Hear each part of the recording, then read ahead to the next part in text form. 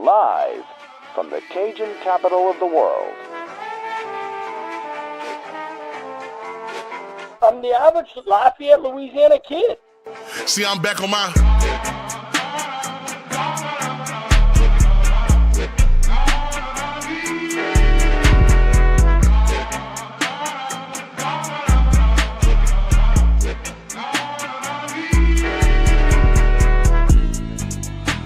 Hey, fellas. Hey, Brady Review said, congratulations. Say what's up, y'all. Yeah!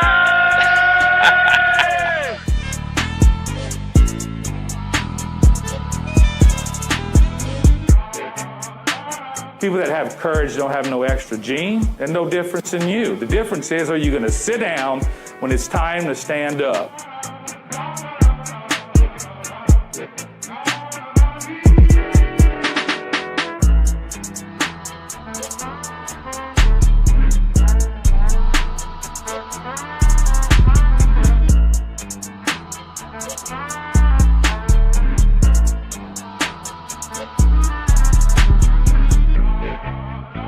Ladies, gentlemen, good evening. Welcome to another edition of Rage and Review. Nick, he's MIA tonight. He's got some other business to take care of. Cole has some other obligations as well. So we've got us three. I'm Jerry here with Lane and Josh. Got lots to talk about tonight.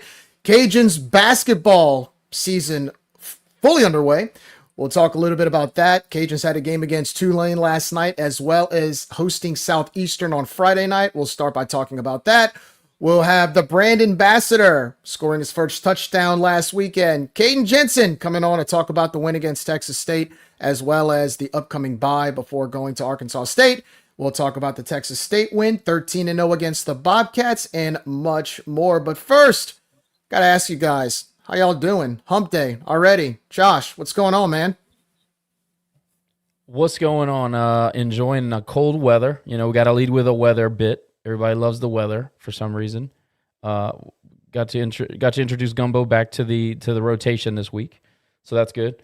Other than that, man, just regular stuff. Work, and excited about basketball. Been to the Dome a couple times, so man, I'm excited. I know we're 1-2, but looking forward to talking some basketball, leading the show with some basketball. Who would have thought? Rage and Review leading the show with basketball. Just shows that's excitement, right? That is a symptom of excitement and anticipation. Well, everybody was told that we hated basketball, so it's just a we're hell gonna of a turn there. We're going to show them tonight, right? Lane, Hell of a heel turn. Lane, how you doing, man? I know you've been busy at the Broussard complex, but I'm sure you're paying the bills. Everything good? Yeah, staying busy, enjoying it, and looking forward to talking some basketball. Heck yeah, that's what I like to hear. But before we talk about basketball, Josh, like you always say, we got to thank the sponsors because we got to pay bills. We'd like to thank the following partners who make Rage and Review possible. Our title sponsor, the Best Stop Family Market, with locations in Katy and Baytown, Texas, Toledo Bend, Karen Crow, and of course the official location opened in 1986 in Scott. Visit the Best Stop and ask about the Rage and Review tailgate platters. Gulf Coast Bank, title sponsor of the Tailgate Show every Saturday 3 hours before kickoff.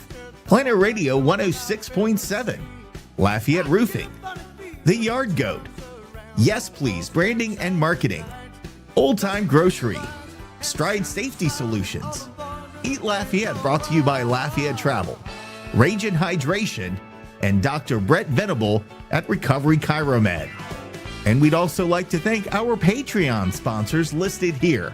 For only $2 a month, you too could have early access to uncut interviews before they air here on our shows. You also get an exclusive Patreon icon next to your name on Cajun Threads, the official message forum for Rage and Review. If you are interested in joining as a Patreon, visit us at patreon.com/rageandreview. Thanks to all of our corporate and Patreon sponsors for making this show possible. And once again, thanks to all our sponsors and all of those who participate with Patreon, as well as those who go on Cajun Threads. We've had a lot of good conversation the last couple days. We do have a lot to talk about when it comes to sports, but we also have some other things more on the political side we'll get into in a little while. But let's start with basketball. The Louisiana Raging Cajuns, after a kind of a disappointing loss for the season opener against Ball State last week, came home to the Cajun Dome for the home opener in front of a crowd of 3,304 fans last Friday night as they had the home opener against the Southeastern Lions. The good news is that the Cajuns were victorious against Southeastern by the score of 58-52. That put the Cajuns record at 1-1. But guys, I'm not going to lie. Look, the first half looked fantastic. They were clicking on all cylinders. I believe they were up by 14. Had a little run early in the second half, up 17, but Josh, you were at the game. Looked like they kind of slowed down towards the second part of the second half. What did you see live as the Cajuns took on the Lions? Well, so many things, but I think Southeastern had a couple of decent players, in particular number 0. If you guys remember, he was very athletic. I want to say somewhere in the 6'8", 6'9" range. He could shoot the ball, but he got up, he rebounded the basketball. He was a problem in the middle. And if you've watched this team for 5 minutes, you know we're going to struggle inside, whether it's offensively or defensively. Not that we're not athletic. We just, at this point, we're just very raw. And we're also down a couple guys. And we have a project out there who struggles to not foul people. So we're figuring it out. But to answer your question, I thought Southeastern actually made some nice adjustments. They went to that zone in the second half, which caused us to stay on the perimeter and shoot the basketball. I thought that we're still fouling. We're still undisciplined in the middle. That's a problem. But I do want to give Southeastern some credit. I don't think that anybody thought we were ever in danger of losing that game, but Southeastern did a good job of keeping it uncomfortably close for a long time in the second half, so I think that they deserve some credit. But yeah, you got to make free throws, and you got to stop fouling. Keep your hands straight up. We jump way too often. We get caught in the air way too often. Southeastern kind of exploited that, but I thought that, I think overall, Southeastern needs to be commended on a good second half, good adjustments, and we just got a little bit kind of sloppy and undisciplined. I got to tell you, in the first half, I was really impressed with Jackson Olvera. I mean, he really jumped the gun on making a few three-pointers, very comfortable making his jump shots. I think he had 15 points within like the first 15 minutes of the game. And then you had Dorian Finster come in. I thought he did a really good job as well. We had some key players that really made some jump shots. But one thing, like you mentioned, I find that, and it said, like you said early on, I felt like we couldn't really drive on the inside. And one thing that was concerning is, don't get me wrong, Southeastern is not the best team, but at the same time, I would expect us to be able to kind of drive down the lane a little bit, force some inside presence against them. I just felt like we couldn't do it. I think that's true. To me, it was the lack of trying to force the issue in the transition game. And if you think about the all 3 games that we played, maybe Ball State a little bit we did, but even against Tulane last night, it felt like we were actively avoiding the transition game in the first half. I don't understand that. But at Southeastern, it was confusing. It was like, why aren't we trying to push the ball? I want to say this, and I know every year is different, but the Southland Conference actually finished ahead of the Sun Belt Conference in basketball last year. Remember, we had that conversation at the end of the season. So I know it's easy to look at Southeastern and say, well, we should just demolish that team. They're actually a lot closer to the Sun Belt Conference in terms of competition and skill level than, say, a Ball State. I thought Ball State was a quality team. I still think that they're a quality team if you look at what they've been able to do.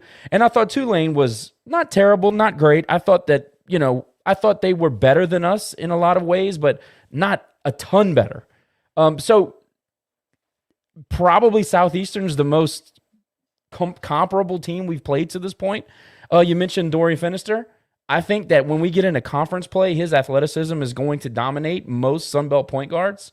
I really like his mismatch in most nights in the league. So some of that kind of it shined through against Southeastern, and that was great to see. He's an okay shooter, but I think where he does the most damage is his ability to control the ball. He makes good decisions for the most part on the offensive end, and he's fairly, he's effective in the mid-range game, which last year we had 0 mid-range game, and it seems like this year we have nothing but mid-range game. So I'm certainly not going to complain about that. Right. So when we're not trying to shoot 3-pointers, we get around the free throw line and shoot the 12 to 15-foot J, which I like. I just think we're relying on it a little bit too much, and he did that in the other 2 games. In the Southeastern game, I thought he kind of played more his style game, and I think if you want to translate that to league play, which is, let's be honest, guys, by the time we get to league play, we're going to have an idea better of what this team actually is. I think that's more of a comparable it's a better comparison between Finister and a couple of the other guys, Laverne, a few others. I think when you're trying to evaluate and project, I think Southeastern's probably a better starting point than Ball State and Tulane. Well, look, to be fair, I mean, Southeastern, and you notice this in the last 3 games, one thing that Coach Quantis White really emphasizes, and I've heard he emphasizes it at practice, is defense. You notice they have a lot more hand movement. They're a lot quicker around within the arc. They're really their defensive presence is very impressive, very athletic. They're very fast. They really hustle to the ball.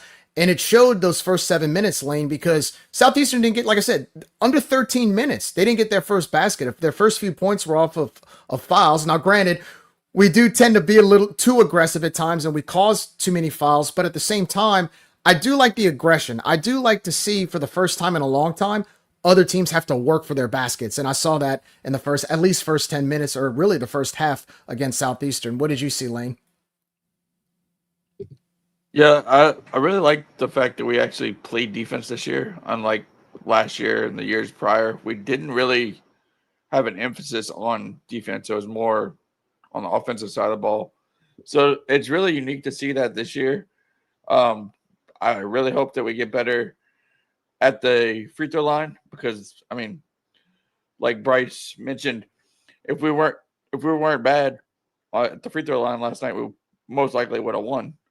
So that's one thing I'm hoping we get better at as the games go on. But it was also great to see the amount of people that were at the game excited about basketball again and looking forward to seeing more fans show up once football season's over with. Yeah, no doubt about it. See, I'm actually going to push back on a couple of those things. We needed basically a shooter's roll 3 to climb back in the game late. I thought that their defense really kind of wore our guys down. They started taking it to the rack one-on-one. I think it was Wilson, 99, Curtis Wilson, I believe his last name was. Really kind of flexed his muscle down late. 7, I can't pronounce his name, but number 7, he was an effective player at both ends, kind of an annoying player, actually. He complained about everything, which drove me nuts, but he really finished a couple of nice baskets. Point is they started to pull away. We needed that roll-in 3 from Alvera to kind of climb back in it. I think at that point we were down 7 or 8. Bomba, something like that. Yeah, Satan got it. I don't know how to say it. But so that, and then, don't forget we hit the 3 at the buzzer, which was significant to some because the spread was 5.5 and we pulled it to within 4. Had a group of guys in front of me that hit that took the Cajuns plus the 5.5. So significant to some, but you take away that 3 and it's a 7-point spread rather than a 4, and then it looked, we're sitting here talking about a 4-point loss. It wasn't a 4-point loss. I thought they dominated us late in the game, as did Ball State, how they kind of took it to us those last 3 or 4 minutes, and how we kind of wore down. They, again, pushed the ball in transition, and we just, I think, wore down. Now, keep in mind, we're down Keller. We're down Zeke Cook. Unfortunately, he had, the thing with his kid he wanted to see. And then also, you have the big guy in the middle, 23. What's his name? Mm-hmm. Oh, well, you have Bidal. He's out. Trying to think who else. It's not him, but I know who you're talking about. We're three down. Well, you've Kyron Ratliff, but he's good. But we're also missing the name's escaping me right now. Somebody will say it. The point is that we're 3 contributors. You're starting point guard. Mejia, that's a great point. I thought when Mejia came into the game, we weren't moving the basketball at all. And as soon as he stepped on the floor, things started to move. He pushed it. A lot of his motion above the three-point line kind of got the ball moving, and his back cuts, and just he did a lot of the small things that you need to do to space the floor and get guys open. And I thought he kind of loosened up the offense for us. So great point right there. But it's the big guy. I can't remember his name. I'll look Sean it up. Elkington. He's Elkington. Yeah, that's the one. I mean, and he was going to contribute. We need him so badly right now. So my point is that if you want to say that, we kept it respectable, I agree. I thought in the first half both teams played really bad basketball. I mean, honestly, very, very stagnant offense from the Cajuns. I thought Tulane took a lot of bad shots when it was clear. You could have exploited us in the middle. I don't understand why they didn't do that. I thought both teams kind of cleaned it up in the second half, but we had the burst at the end of the first half against Tulane. I know we're kind of shifting to Tulane. We had the burst at the end of the first half, which was about one of the most unexpected things I've seen in a basketball game in a long time. And then we came out and we kind of started to pull away. I think we took a 6-point lead after the first 4 or 5 minutes, and then Tulane goes on a 12-0 run. And then after that, they kind of just established the inside. They played good defense. I thought they got a couple of calls from another awful officiating crew. But, that's not why we lost. And then there you go with the free throws where, I think our shooters went like 7 for 8. I think Laverne and Alvaro went 7 for 8, and everybody else was just like brutal. Bad. Like So Woodson was 3 for 8. Yeah. And you see, so I'm shot 50%. But I'm gonna shift back to Southeastern real quick because you bring up a point there. You notice in those last 10 minutes, probably about 12 minutes to about the final 2 minutes in the second half is when we kind of slow down. You saw it against Ball State, you saw it against Southeastern, you saw it against Tulane, where I don't know if it's the other team or our opponent figuring out how to play a zone, because Tulane played more of an aggressive zone defense against us the other night. We couldn't drive. We didn't have the physicality to drive. We didn't have the size to drive. So a lot of times, and Coach Q alluded to it in the post game, we weren't as aggressive in taking shots, and because we let the shot clock run down too much. And I noticed it against Southeastern as well. And I find the main difference between the Southeastern game and the Tulane game was in the second half during that stretch. Southeastern took a lot of open threes, and they couldn't make any of them. I believe they were like 4 for 20 or something like that in 3-point. What Tulane did was they drove down the lane and drove in the paint and just dominated us on the board. That was the big difference to me. And I feel like when you're playing a team with size, like right now, especially when we're trying to find our identity, it is a little concerning early on, but I think we'll be able to figure it out. But I'm going to tell you guys, in my opinion, Kyron Ratliff and Evans, they have to step up for that. Those are the guys we're depending on as Elkington is out. We need that inside presence in that final stretch of the second half to be able to step up and make those stops. And I don't know, guys. I don't think they've been able to do it as much. They foul a lot when they do it. They're not able to transition. I don't know. I think they're a work in progress. Chris makes a great point right here. Keller is your shot maker. You saw it against Southeastern. You saw it against Ball State. We've lost those 2 games in 2 different fashions. Ball State just had shot makers. I mean, it was unbelievable the clutch shots that they made, and it was on the road. At home, Tulane, we didn't have our shot maker. Their bigs matched our physicality and then overcame our physicality. And then you had 3 guys down that should have been contributing, that we thought would be contributing at this point in the season. And, we just couldn't overcome that and poor free throw shooting. Even with the poor free throw shooting, I don't think we won that game. I just don't think we had enough quality looks on offense. Too many times we dribble it down to 5-6 seconds and we shoot a 3. Or we dribble it down to 8 to 10 seconds and we try to drive the paint. We get cut off. We shoot a 12-foot jump shot.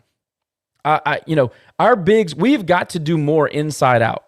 And I know Coach Q knows this. I think he even said something about it in the post game before Learfield's equipment quit working again. But we passed the ball inside. We're way too late kicking the ball back out to open shooters. It happened a couple of times where Mejia had an open 3 that he buried, one he missed. Finister had a couple of looks, but not enough. Not enough. These contested threes are not sustainable offense. If you get open looks, absolutely. But we can't have guys just trying to take one-on-one defenders off the dribble and trying to pull up from 28 feet. That's not sustainable. And personally, it's not fun to watch. It's not good. It's not good basketball. But on a positive note, in all 3 games, the effort is there. The defense is there. You can certainly see the athleticism. And I know we're going to get into players who stood out, so I'm not going to say that just yet. But Bob used to tell us, well, we're a defensive team. I'm a defensive coach. No, this is a defensive team, and this is a defensive coach. There is not a time in that building where the energy is low on defense or effort plays are not being made. I mean, guys are actually hurting themselves trying to get to the ball and diving on the ground. And even before the game starts, the pregame is extremely intense. You're sitting in there and you're getting ready for the game. We showed up Friday night for the Southeastern, and the women's game kind of went over.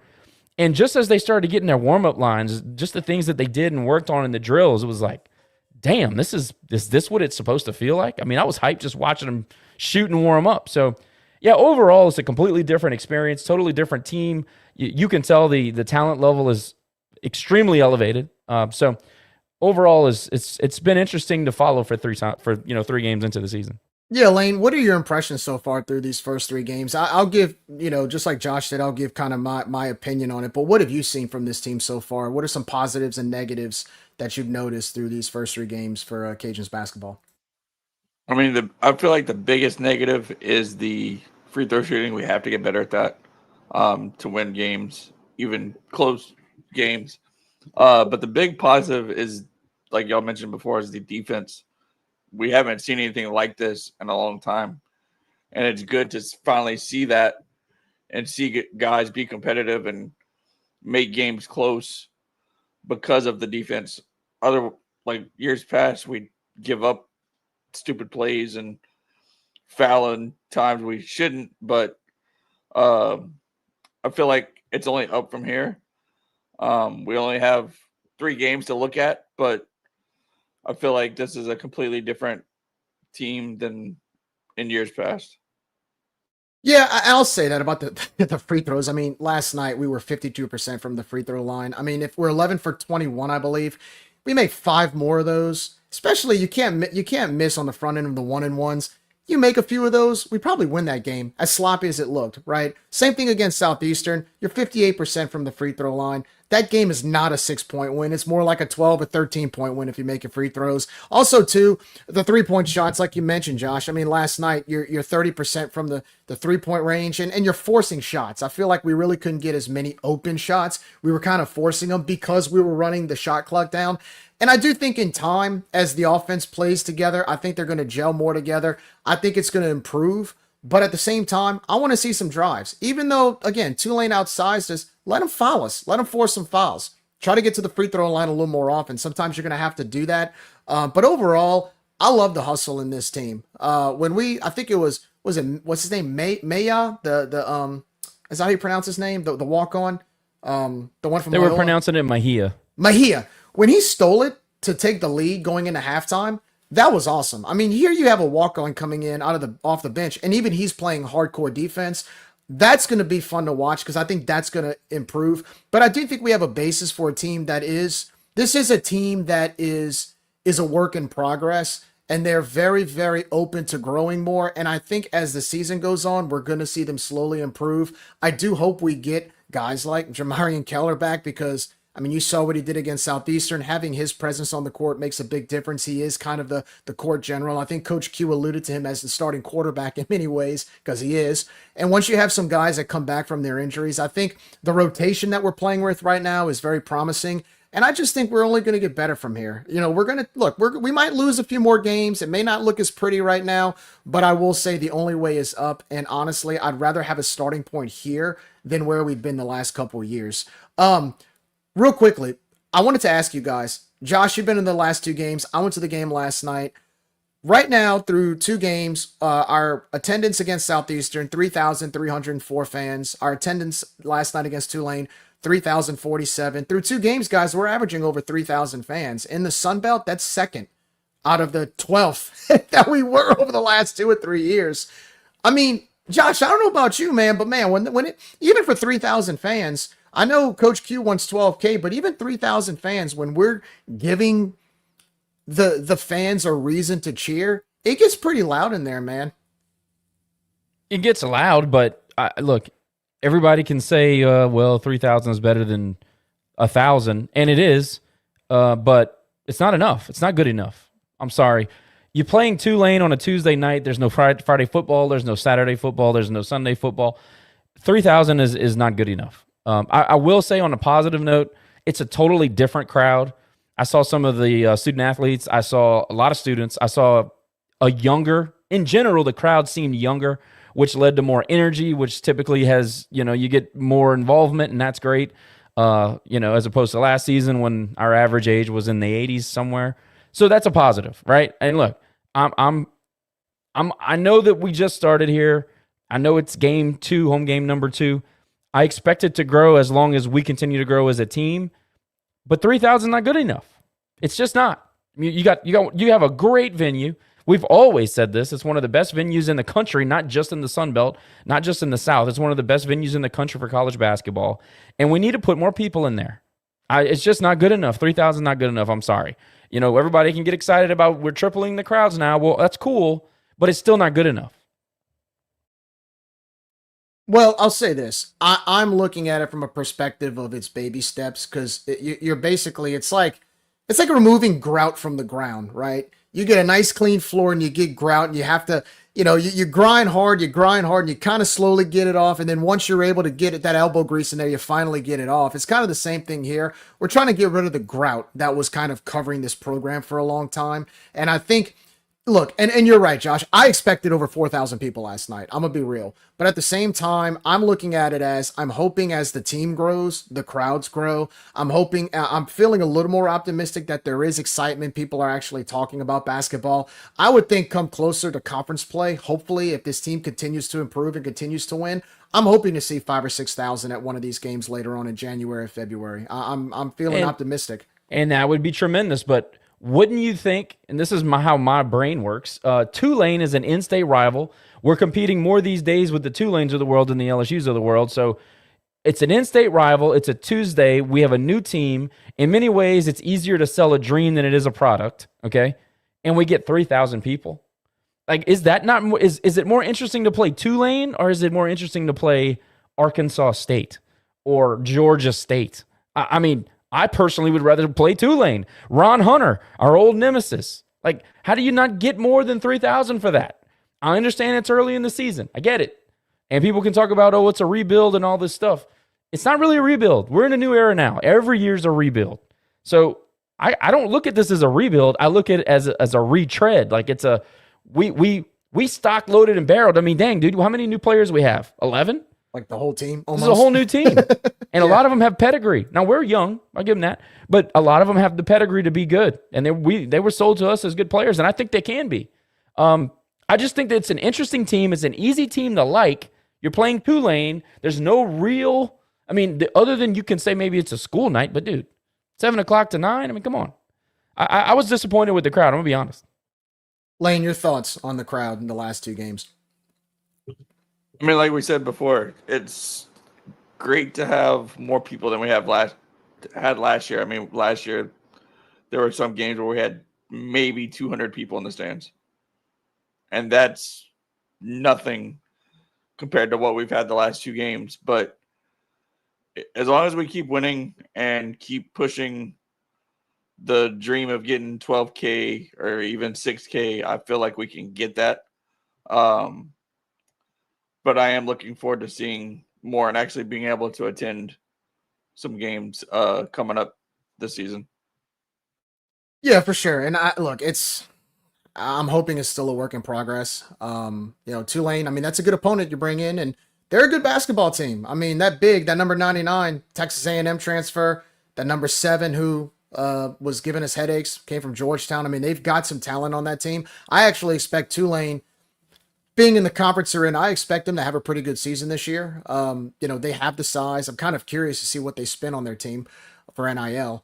But no, I mean, I think you both have valid points. Like I said, I expected a little bit more, But then I guess maybe I'm a little different. I'm thinking of those crowds last year where you can literally count one by one how many people are in there. I couldn't really do that last night. So I don't know. Maybe I'm a little half glass half full, but yeah, I mean, it could have been better. I just hope it continues to improve. That's all I ask, is it continues to improve. Well, and some of us still have PTSD from 10 years of big fish ball. So I'm just scared that he killed the program for too long, that it's going to take forever to get it back. But maybe not. Hopefully I'm wrong on that. Well, the good news is because of the new team we have, I mean, it is kind of a new attitude, new brand of basketball. It's just now they have to come to fruition sooner than later. You know, I don't want to be here in February talking about, you know, we can't shoot free throws and we're going 9 for 30 from 3-point range. So again, work in progress. And I think they will get better as time goes on. But look, the schedule doesn't get much easier. I mean, Friday night, they go to Lake Charles to take on McNeese. You know, McNeese has had our number the last 2 years. Now, granted, you know, Will Wade's no longer there, but they have some residuals from the Will Wade era in the 2 years he was there. Now, looking at their schedule right now, they're 2-1, but their 2 wins are against Champion Christian College and College of Biblical Studies. I've never heard of either one of those teams before. Their loss was to Santa Clara. They lost by 12 on the road. So I really don't know what to expect from this team. I mean, look, they beat the College of Biblical Studies 132-50. I kind of would have expected us to do that as well. Josh, you're laughing. This is like Bible University of Phoenix. I've never heard I was going to before. say, who's next on their schedule? Trump University? I mean, what is this? Yeah, right. So, I mean, look, when you're in the Southland Conference or you have a lesser budget, they're going to play teams we've never heard of. I mean, I can't even say anything because we kind of did that too for a while. We played, was it the Virgin Islands? And I mean, we can have a list of teams that most people are like, who the hell are they? And everybody was like patting our old coach on the back because he beat them by 80, but you know, it is kind of expected. But yeah, Bryce, Bishop Sycamore, Mississippi College for Women. Exactly. Yes, that's correct. But yeah, the Cajuns do go to Lake Charles on Friday. They will take on the Cowboys. Game will be on ESPN Plus. Tip-off will be at 6 o'clock. And of course, we'll keep an eye out on there. And I don't know, guys, I'm hoping we can go there and get a win. You know, we've actually played as much as we struggled last year and the year before compared to the team we have now. We gave both of those teams a game. We had that game won 2 years ago in Lake Charles, and last year was the first game after Coach Marlin had been fired. We actually played them until like the final minute and a half. So I'm hoping that can kind of carry over with this team with the talent we have. And I know it's a different team, but if we can play their best teams at our worst, I would hope that we can give them some competition and possibly win in Lake Charles on Friday. What do you guys think about that? Go ahead, Lane. Yeah, I think we can hopefully pull out a win. I know it's on the road, and I know it'll be a raucous environment, even without Will Wade being there. But I feel like the lack of competition that they've played so far versus our competition that we've played sets us up better, even though it's on the road, and I'm hoping we can pull out a victory. You know, he's going to leave some residuals that are going to be good things in Lake Charles, but I'm more interested in, and you've heard me say this about football before, I'm more interested in watching the development. We haven't talked about guys that had stood out to us yet, but I just want to say Josh Lewis, man, that guy, so he got to start this past game, and then he got more minutes in the second game than he got in the first, and he's going to clearly be a good player. I mean, you can see it. One thing that all good players have in common, and it's kind of hard to truly describe, but the easiest way I can describe it is they make the court feel small. When Josh Lewis is on the floor, he makes the court feel smaller. When he leaps, his hand feels like it goes over the damn backboard. When he goes up for a rebound, nobody's beating him. When he needs to get to a ball, his strides are longer than everybody else's. That guy is freakishly athletic. Maybe he isn't the most polished offensive player, and maybe he still has the thing or two to learn about getting moved around in the paint.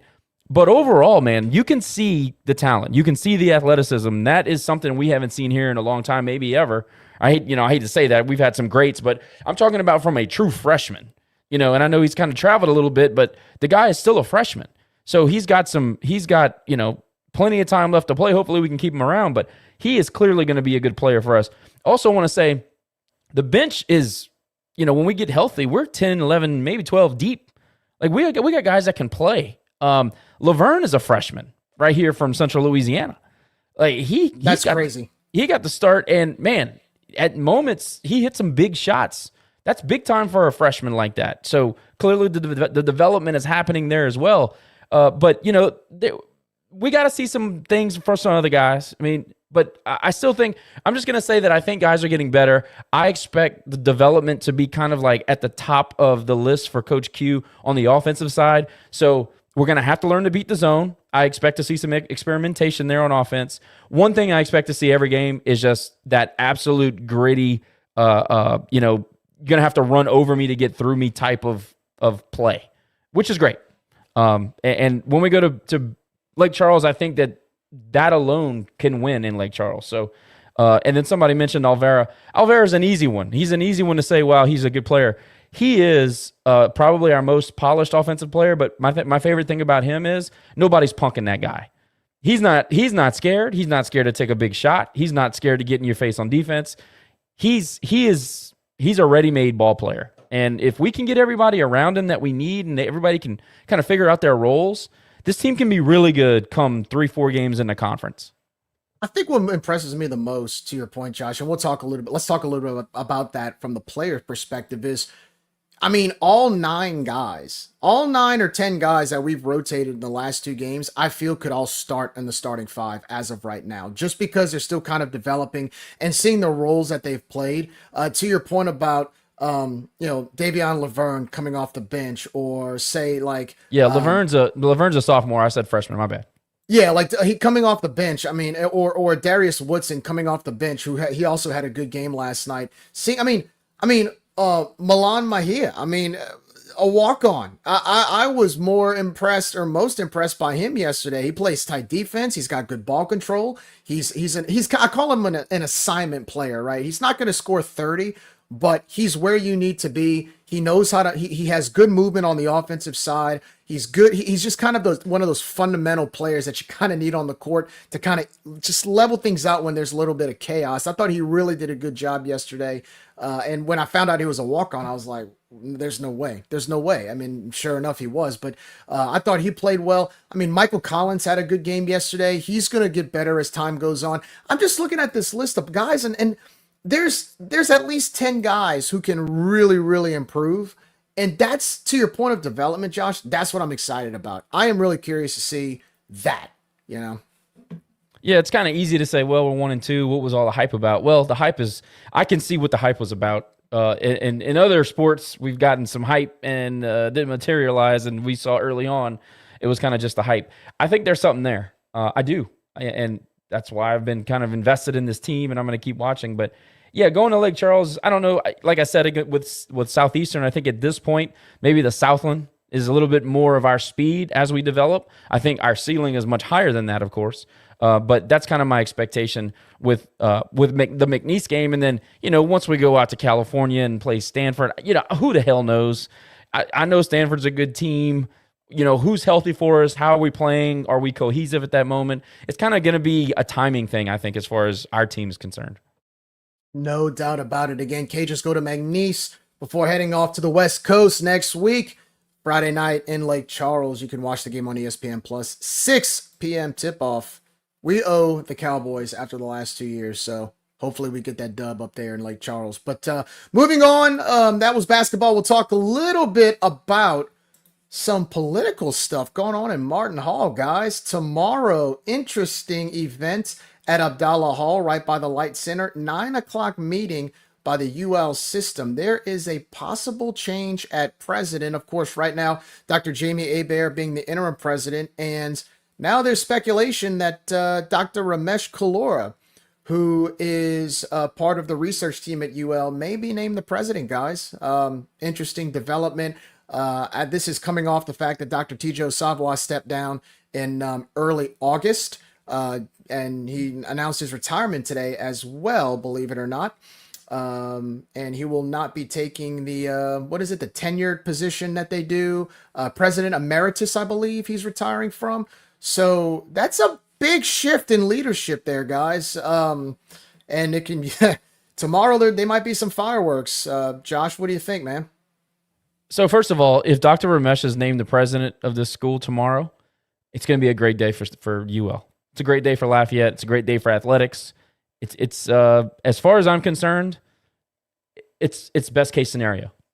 I've thought that for a long time. Anyway, T-Joe and his decision, you guys all saw the reporting from News 15 and The Advocate and The Current. And by the way, shout out to those outlets for doing their job and pursuing a story that is sticky around here.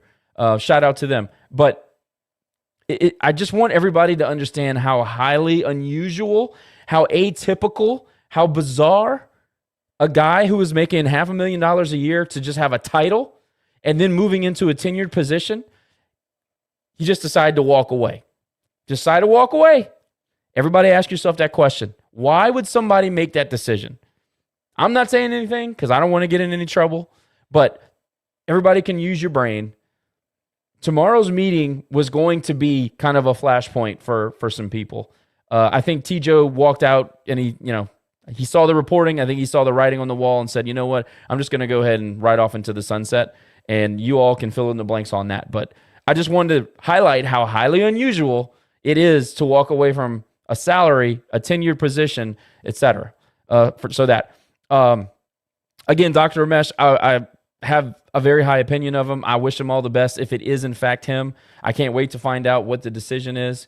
Everybody knows that the way these people vote, nobody can nail down or predict ahead of time, but hopefully it's in the positive for us. And then after we go around, I can't wait to talk about, who was it? Adrian. He made the comment about vertically integrating the UL system. Oh my God, that's even bigger. That's even bigger than Ramesh.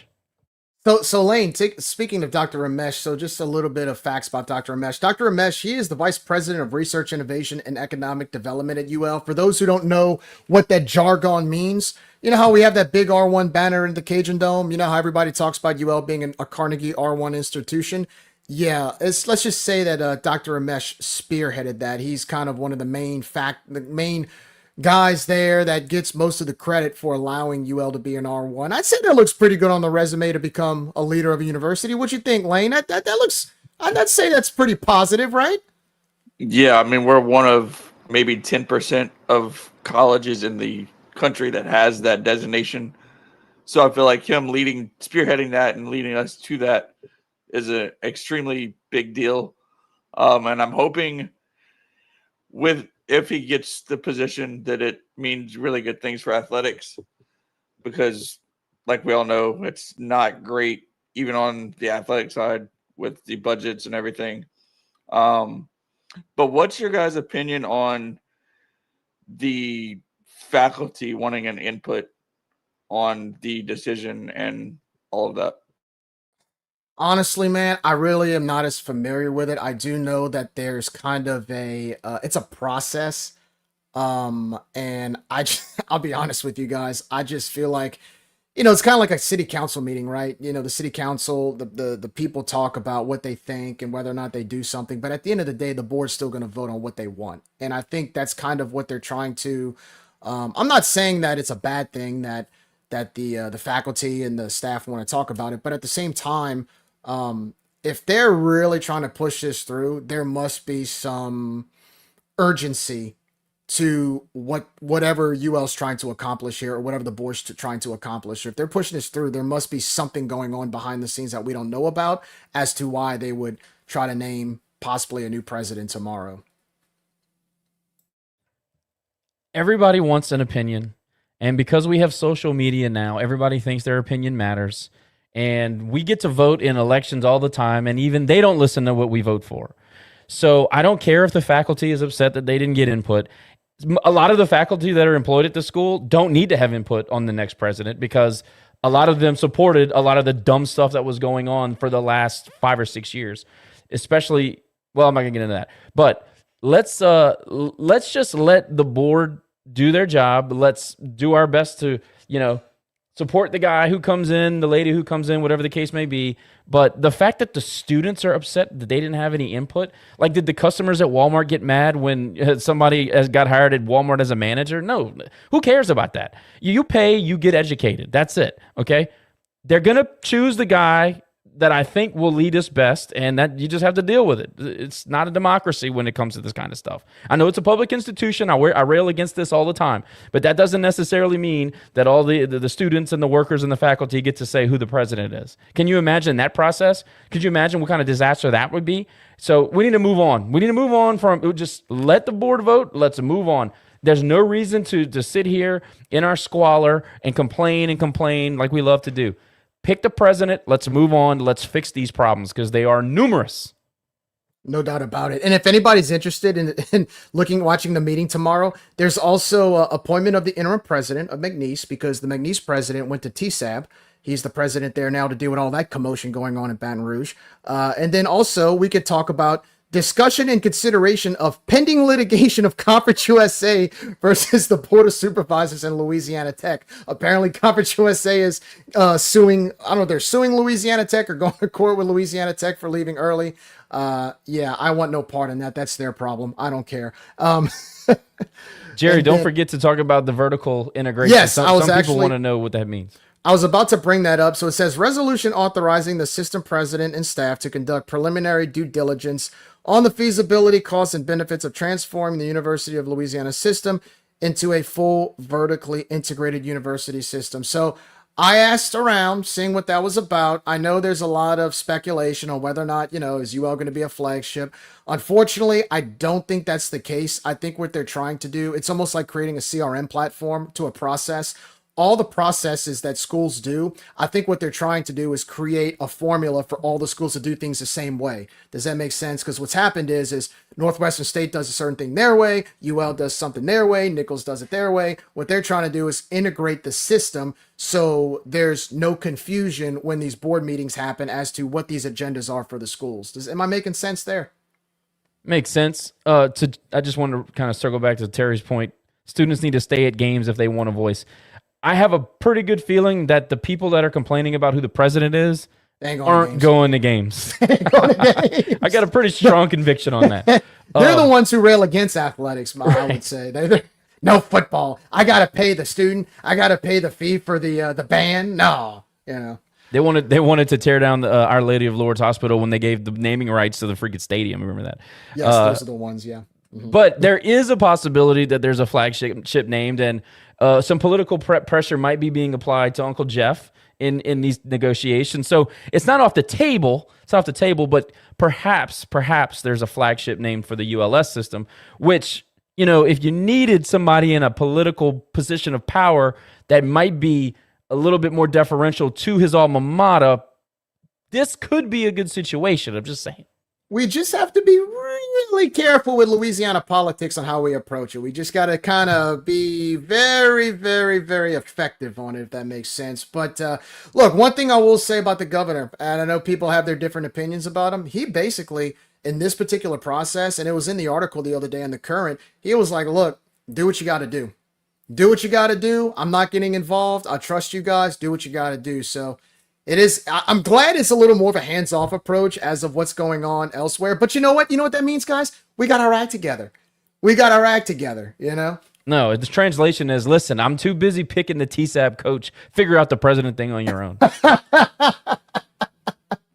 That's fair, too. But lots happening tomorrow morning. Of course, we at Rage and Review, we're going to keep you updated on it because I may actually attend the meeting or see what's going on there, try to get the inside scoop. Lots of politics, but I will say this. Everybody, stay the course. We're going to be okay. I know we've gone through a lot of hell in the last couple months with the budget and all that stuff. We're going to do everything we can to get this fixed. So just hold the line, fellas. Hold the line. All right. Well, it is time to talk to Mr. Brand Ambassador himself. Starting tight end for the Louisiana Raging Cajuns, Mr. Caden Jensen. What's up, dude? How you doing, man? How you? First of all, let me ask you. Okay, and Josh, I know we talked about this about how we how we discussed it the other night, but have you seen the replay of your touchdown? Did you see the replay of your dance? What? Yeah, I did. I just want to throw it out there that I wasn't trying to. Y'all know this, and anyone that knows me knows that I'm not very gifted. Dancing ability wise, so that wasn't an attempt on trying to look cool. I I told the guys, I was like, I'm going to just try and look as stupid as I can. So that was the goal. But I have watched it back a couple of times. In fact, our trainers, our athletic trainers, they made a GIF. I don't know how you do that, but they made like an iMessage GIF out of it. So, well, that's good. You know why? Because we're gonna get it from them now, and we're gonna use it. We're gonna use it. I'll have to send it over. Yeah. So Caden, good win the other day. It was nice to beat the Bobcats. Let's talk a little bit about your reaction. Because look, Coach Dez, obviously y'all have each other's back, right? And he's gonna take up for the team. He's gonna back you guys up. And look, we heard the audio in the post-game presser on the field. We heard what he said at the podium, and we also heard some of his reaction on Monday in his press conference, and he's been pretty consistent. Look, Texas State started this stuff. He's like, I understand why our players may have reacted the way they have. What is your reaction to his comments about the fight, as well as we found out there's been some suspensions? How do you feel to the way Coach Dez has handled all of this in the last 4 or 5 days? No, for sure. I mean, I feel like it's a situation overall that no one really kind of expected to be in. It sucks. I guess I'll start off. It kind of sucks that took a lot of the spotlight over the the game that we played. I feel like we played a really good game, and so for that to kind of happen, that kind of sucks. But we had spoken on it, and we had turned the page in a team meeting that we had the other day, and I'm in agreement with Coach Dez, and it's good to kind of see how he's handled it. I agree with what he said. Like, if you're going to get hit in the mouth, then like we're trained to fight back, and so that's what we've got. We've got guys on the team that do that, and so at the end of the day, we're all brothers. And so if I'm looking over and I see my guy getting stomped, then I'm not going to just sit there and allow it to happen. And so, I mean, that night was pretty hectic. I mean, I don't really remember a whole lot of it. I was literally in the process of dabbing Ty Stamey up, saying what's up to him. And then all of a sudden I hear a whole bunch of commotion behind me. I'm like, oh my gosh, put my helmet on and try and get in there and kind of separate it. But, with the guys that, got suspended, it sucks to see that. I've seen different, videos and POVs. And so maybe there's some stuff that I haven't seen, but from what I've watched, I feel like a lot of it was kind of protecting our players. And so, it was kind of cool to see Coach Dez's response to that and, the guys. And so, personally, like I feel like some of it is unjust, but I feel like the part that sucks the most is I feel like it was very preventable. And so, with that being said, it happened. And so, certain things, that took place can't happen. And so, it sucks to see some of our guys kind of take the hit of that. And so, we've been round around those guys, and it's only brought us together. Only solidifies the fact that all we need is all we got. And the guys in the building are all that really matter, because now we've got a team like Texas State trying to derail what we're working for, and possibly jeopardizing going 1-0 and getting to a bowl. And so we just kind of solidified in that process, and we moved on from it. We learned from it, and we grew kind of closer through it. So, and I know that you guys don't see each other all the time, but you know how much I love Skip. How's he taken, essentially his career coming to an end like that? How's he been? How's he holding up, I guess is the better way to ask. Yeah, I mean, from what I've seen, he's been positive about it all. I'm sure y'all have seen what he released on social media, that thing that he wrote up, and I feel like that was very very respectable and very mature of him to do. And so, we've been all kind of around him and feeling the pain of, that verdict being placed on him. And so, but he's been in high spirits, saw him today around the facilities and out at practice. And so, we're definitely rallying around him, and it's sad to see that someone like that has worked so hard, and that's what it comes out to. But at the end of the day, we got to move forward as a team. And so, and thankfully that is still with Skip. He's still a part of the team, and he's still going to be there putting work in, and he's still a vocal leader on the team. And so he's been doing an amazing job through this adversity that he's been facing.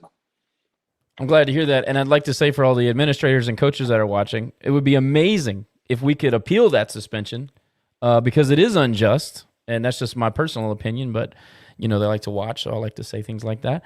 On a lighter note, 13-0 against a team is almost unheard of, especially a conference mate. I don't think we played him out of conference ever, Jerry, did we? No, I don't think so either. how was it, man? I mean, the 3-0 for you, 13-0 for the Cajuns. Like, are we laughing after that? I know obviously you're jubilant after a win, but just to kind of cap off complete and total domination, fathering of a team, that's got to be hilarious to y'all.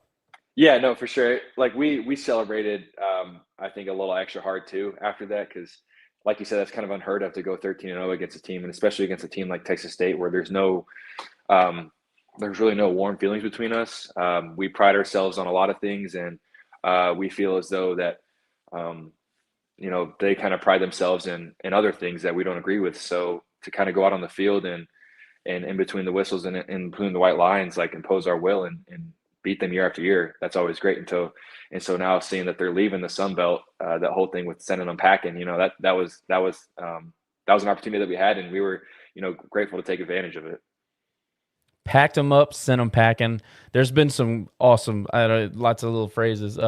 My team actually started domination of Kevin Dore's team after we won backyard football 1-0. So that's going to be the Texas State domination in the backyard parking lot.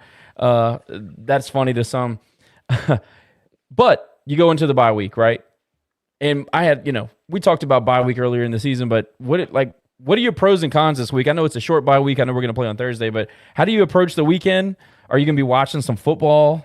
What's the plan for Caden? What's the plan for the guys? Or for the tight end house, I guess I should say.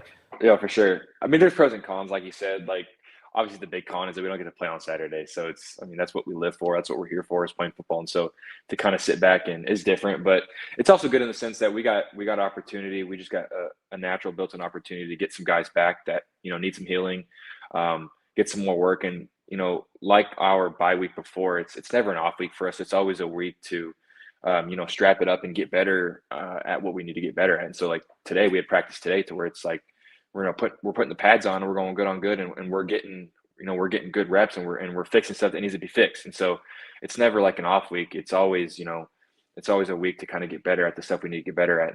And obviously the coaches are doing it great. They're taking a lot of care of us. And so we as players realize that. And so that's, that when we got to go hard, we got to go hard. And so, so far it's been good. It's going to be different this weekend, not playing and not traveling, but, I'm excited to kind of sit back and watch, the different Sun Belt games going on. And I know you had mentioned, certain guys or games I'll be watching. I'm always a fan of TC, of Terrence Carter over at Tech. So I always like to kind of tune in and watch him. Still the number one rated tight end in the country. Yeah. That is insanity, dude. Yeah, he's doing his stuff over there. I mean, he's also a great tight end. He's a great human being. That's one of my closest friends, and so it's always nice to kind of see and support him. Watching him on TV in a different setting, not when we're getting ready for walkthrough versus sitting on the couch and watching. So it'll be kind of cool to see. And there's a bunch of different games going on, but I think we're gonna kind of lay low and maybe have the tight ends over and kind of watch some football. But yeah, it'll be different for sure. Are there any other players that you like to watch when you get to watch games other than Terrence?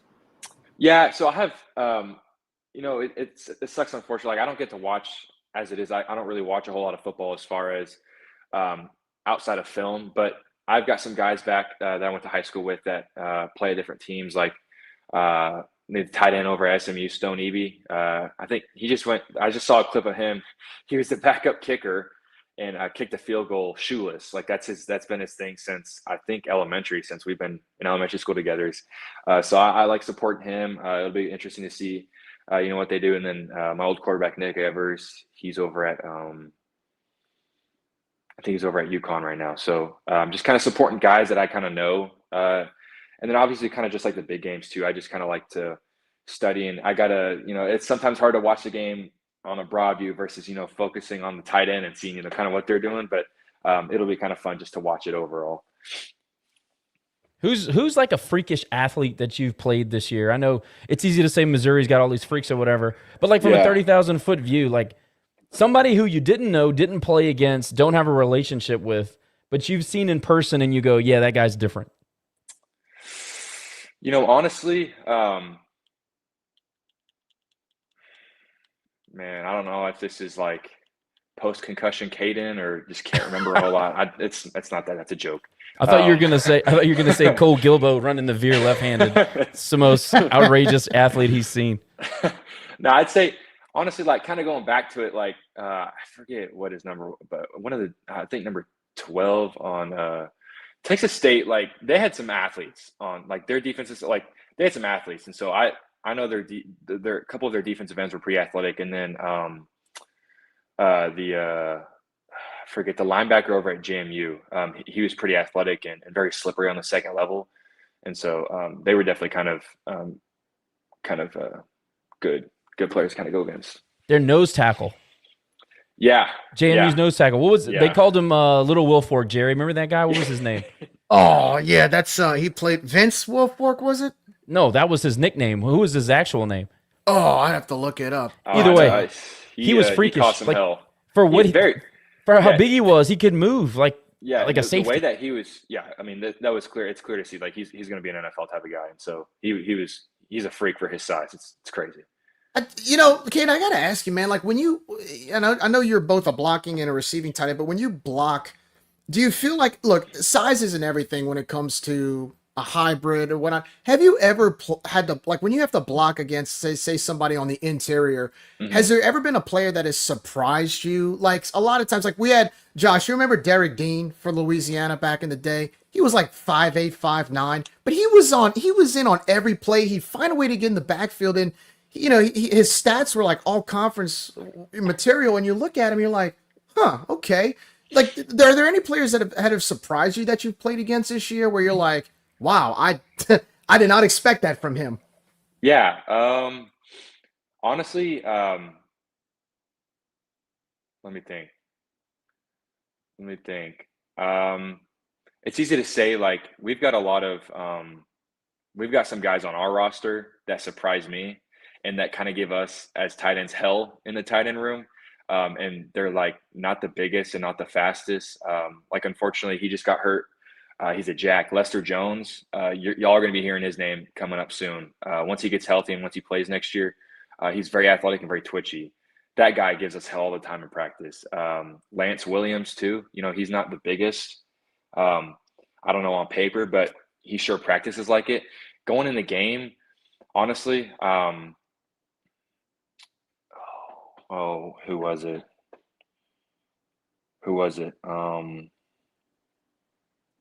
Southern Miss's edge guys. They didn't feel as big, but they were very twitched up, I feel like, and so that was something that kind of surprised me a little bit, because on film they had kind of shown to try and cone tight ends in and play into them, and so we had made this game plan, and we were told and we had in our minds that, like, these guys, once they get their hands on you, they're going to be physical. And so but what I kind of didn't expect, what I was kind of surprised by, was the twitchiness that they had. And so that was kudos to them, that they're pretty dynamic players on the edges. But that's usually how it goes. It's like, usually we prepare for something, like we prepare for these guys to cone us in from what we see on film, but then we'll go out there and we do fine against them in that aspect. But then if we're able to counter them in this aspect, well, then they're going to rise in this aspect. So it's kind of just, adapting to it. But I'd say kind of Southern Miss kind of caught us, or caught the tight ends, or myself anyways, was, these guys are a little twitchier than I had kind of envisioned on tape, I guess. So this week you have the bye. I kind of wanted to ask you, like, bye weeks towards the end of the year are kind of awkward, because, like, right now you're on a 2-game win streak, you have momentum, and it's almost like, in my opinion, I'll look at it from a point of view, and I guess I'm not trying to speak on behalf of you, but as a football player, do you feel like you want to go on the field this Saturday? Because I know you say you want to play, but do you feel like it's coming at a right time, like a good time to take some rest before a big game against Arkansas State? Like, I guess the question is do you like the bye landing later in the season, or would you rather it being more towards the middle? Or do you think it's coming at the right time right now with this big showdown in Jonesboro? Yeah, I feel like if you asked me that question at the beginning of the year, I would probably tell you that, I'd wish it would be in, the middle half. But I feel like right now where we're at as a team, I feel like it's a good spot, honestly. We got some guys that are kind of battling through some things. And so I think that natural time allows for some of those guys to kind of fight back and come back and healthy. And so it also allows, this is a big game for us. And this also allows some extra film time and some extra game planning time. And so, at the beginning of the year, I probably would have said, I would have liked it in the middle, the heat of it, but we're in playoff mode now. And so now every day is so valuable. And now having a handful of extra days is extremely valuable. And so what we've done and what we got to continue to do is we got to continue to treat these days very importantly. And so, like we can't waste a day on an off week, on a bye week. And so every extra day that we get is an extra day to prepare for Arkansas State. And so we know, like, going on the road in Jonesboro, it's a hard place to play. And so, like, historically, I think this was said in one of our meetings, like, whoever between us and Arkansas State, whoever has home field advantage usually wins. And so we've got to go in the mindset, and we got to go in knowing that, like, we can't make excuses for ourselves anymore. We can't let the hour drive out to the stadium where there's nothing out the windows distract us and lull us to sleep. We got to come off the bus ready to go. And so I feel like that's just, we now have more time in the bye week to get that in our mind and build up the anticipation and build up the readiness to play come Thursday. And are y'all oh, go ahead, Josh. Go ahead. I was just going to ask him, how bad did Chappell make fun of you for us hyping you up at the Cajun walk on Saturday? He was like, oh, so those are your guys over there? I'm like, yeah, those are the guys right there. Well, he didn't give me too much crap about it. It's pretty easy to spot, right? I mean, yeah. Me and Cole were just acting a fool. Saturday was fun. Okay, it was fun from the tailgate all the way through the game, and then the post game. We'll talk about that later, but it was a lot of fun. Caden, I'm going to give you a chance to calm down, Cajun Nation, because after the suspensions came out, a lot of people are worried because I know we have some key defenders out. Got some guys in the secondary that are out. It's very unfortunate. I wanted to ask you, from what you've seen at practice from the guys who will be playing and starting in the secondary, the safeties, the corners, anybody who got suspended, guys stepping up behind them, the next man up. What have you seen this week in practice from those guys that can kind of calm down our fans to say, okay, everything's going to be all right come next Thursday in Jonesboro? Yeah, I mean, for sure. I mean, speaking today, we had a practice today, and certain guys that had to step up positions, defense was on our ass all day today offensively. And so it's like there's no drop off. And that's something that we pride ourselves on, and the coaches pride ourselves on, as far as there's a big sense of pride and ownership for young guys and guys that are in these backup roles throughout the years to work while they wait and stay ready. And so there's not been a drop off. It's only increased the expectations. And even from today, being one of our first practices, like it was normal. It wasn't, you couldn't tell that we were missing certain pieces of the puzzle that we had before. And so, I mean, there's never any panic within the locker room, because we know the work that goes in.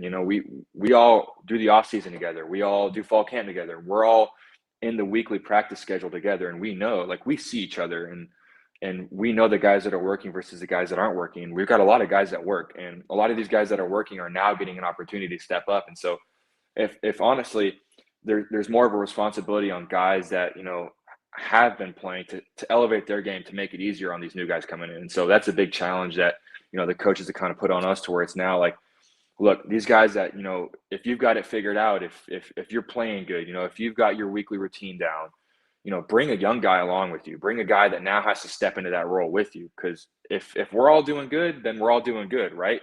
And so it takes one guy out of the 111 to, expose us on defense, offense, or special teams. So we got to take it. We got to elevate our game around these guys that are now coming in. And so there's no panic. There's never been any panic. These guys that are coming in are way more than capable of playing for us. And so I'm really excited to kind of see these guys step into the light and get the opportunity, that they've been working for. You hear that, everybody? Everybody relax. We're good. Caden just spoke some truth, all right? Next man up, work while you wait. We're good. Lane, what you got, man? Caden, your dad was one of the first people to take pictures with Al. What do you think about that? Did you like it? Yeah, no, I saw it. I saw him. I saw Al posted up kind of down towards the end of Cajun Walk. It was pretty cool to see. I thought he looked pretty sweet. That's an endorsement from a player. Everybody love that. Hey, we got receipts. Caden said it. The man is cool. He was some cool. Guys were, some guys were talking in the locker room. They were kind of. It was cool. It was cool to see them. Boys are talking about it in the locker room. We're gonna send them. We're gonna send them to the locker room to high five y'all when you go down for warm-ups for the ULM. Dude, that would be awesome. Actually, that would actually be really cool. All right, dude. Last one for me. We'll let you get out of here. Did anybody make you eat some gumbo this week when it got to be like 30 degrees out of nowhere? Fortunately, oh, not. God damn it. Yeah, but I had what did I have? If you can pronounce it, it wasn't good. No, I had some. I don't know if my dad had got me some leftover fish. I don't know if there was like fish that he cooked or there was some at the tailgate or something. I don't know. It was pretty spicy. I had a bite of it and it kind of warmed me up pretty quick. Hey, that was him. He fried up that walleye from Minnesota. It was good. That's what it was. That's what it was. That I had some of that, but I haven't. Unfortunately, now I figured we have a couple days of it being pretty cold. Maybe it'll last around a week. I mean, I woke up today and put shorts and a t-shirt on, and so I guess I kind of missed that window of opportunity. But I think next time I got to be on my game, and I got to have some plans of attack going into this cold weather season. So ULM game, we're cooking for the athletic staff. So gonna have plenty. Let's make it a win so you can come to the tailgate again and we can eat. I'll save some room. And then we don't have to feel bad for putting poundage on you for the games. Well, it'll be cold, so you might need the poundage for a little while, right, to kind of keep you warm. I gotta say, look, if you thought these last 2 days were cold, there's a lot more coming down the line, so you'll have a chance to eat some gumbo. You got nothing to worry about there. But while you're on the bye this week, you know what that means. You got time to go to Old Time, man. Well, have you been lately? What have we gotten? So, okay, guys, look. Every week I got a plan. I got a plan to go on. So a regular week for us is like our off days on Monday. And so I always have a week to kind of go around lunchtime. But every week, knock on wood, hopefully we're done. Something goes wrong as far as like I'm concussed or I've got a contusion or now like my left calf is like all spotty and black and bruised. I don't know what it's from. So I've really been at the facilities pretty much every day throughout the week, kind of getting treatment. And, if I'm there, I'll watch some film too. So I haven't been able to get out, but look, I still got my stuff that I got to get there. And so this next, a clear break that I get, I'm going to go and I'm going to try, I think I'm going to try a shrimp po'. So I'm not a big shrimp guy. I'm not either. Yeah. Sorry. I think I got to give a chance. I think I got to give Old Time a chance on the shrimp po' boy. I say I don't like shrimp, but like, I don't mean to out her, but as a kid, I had shrimp tacos one time. Shauna made them. And I think I started crying like at the dinner table because I like did not want to finish the plate. Like Shauna catching strays. Yeah, like no, like she makes great food and stuff. And like my mom, they make great food, but like I can't from that moment on, like I got burned in my mind about shrimp. And so I think, I don't know, I got to give another chance though. So I think shrimp po' boy is the next one up. And then some like that. Josh and Lane, you know what we're going to do? So Caden, because I know you were battling some injury protocol, we don't want you to trip on the way to Old Time. We're going to do like at the big airports, like at the Dallas, Houston, Atlanta, they got those golf carts that like drive the injured and old people down to the gate. We're going to get one to pick you up in those carts, and we're going to honk the horn at everybody on Johnston to get you to Old Time. So you're injury free on the way there to get your po' boy.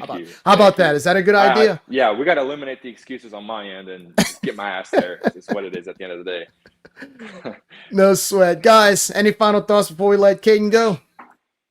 No, man. Get healthy. Have a great bye week. Watch some Terrence Carter and whoever else, Evers and all those guys. Have a good time. Enjoy some football. I mean, we get to watch football all day, all Saturday, every Saturday. I feel bad that y'all don't get to do the same, but enjoy it. Yeah, for sure. Thank you all again. Happy to kind of get on here. And as always, go Cajuns, baby. Well, thank you so much, Caden, as always, buddy. And we'll see you next week. I know, enjoy the bye week. Relax, have some fun. But, hey, come Sunday night when y'all get that practice for Arkansas State, it's wartime, right? Come on now. Yeah, we're ready. So I like to we're hear. Chomping at the bit. There you go. There he is, the brand ambassador, starting tight end for the Louisiana Raging Cajuns, Mr. Caden Jensen, as always. We'll see you next week, buddy. Later, dude. See y'all. All right, there he goes, Caden Jensen. Yeah, you know what? That's our new mission, guys, is to get him to Old Time. Whatever it takes. We still have a tray left on our deal, so I'm gonna just show up. I'm gonna just show up at the house with a camera. And like, look, dude, no excuses. But I mean, right? It's good to see him in good spirits. I'm happy. Anytime you win, it's always an easier week. But I know Caden's been going through it a little bit, so it's good to see him happy, healthy. I think I do understand the part about we're playing well right now. Maybe it's not the time to take a break. It's not a full bye, and we do need to get some guys healthy, and you're replacing the entire secondary. So I think there couldn't be a better time for the bye. To your point about asking him if he felt like it was a good time, I think it's a good time. I do. I do get the point about momentum, but I think that in this particular scenario, it's good. Well, you know, it's funny because a lot of times when you look at the schedule, like in August, right, and you're looking down and you're like, man, why is this bye the second to last week? Or why are we putting a bye in November?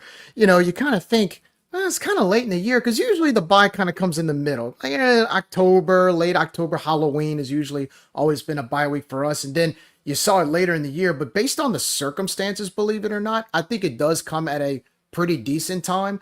And the fact that the game is on a Thursday night, I like the fact that they get a few days to prepare because we all know this Arkansas State game. I mean, to me, and no disrespect to ULM, but I feel like Arkansas State's the gatekeeper to a bowl game. I think if you get past them, ULM's got 20 guys on the IL. That's what I'm saying, man. Like, it's just, this is the game. Like, this is the game to get us into the postseason. So, couldn't come at a better time. I had to ask him that question, guys, about why, you know, can everybody calm down? I know everybody, we're panicking a little bit because you have some starters that are out, but it's good to hear the work while you wait motto is still going strong for those younger secondary guys. And he said, look, they're giving us hell at practice. And I'm like, good, let them keep the foot on the gas on y'all because they're going to need that. Arkansas State has a high powered offense and this is their time to shine. They have an opportunity to do some great things. So yeah, that was really, really good. So speaking of Arkansas State, I know that Southern Miss is like our recent rivalry, but would y'all say that Arkansas State's our biggest rivalry in football based on history? I kind of go by the coaching eras. You know, don't you do the same? Like the Hudspeth era, it was Arkansas State. And we had some knockdown dragouts at the end of Bustle. So maybe into Bustle through Hud, you know, that 8-year-ish period. I'd say Arkansas State, yeah.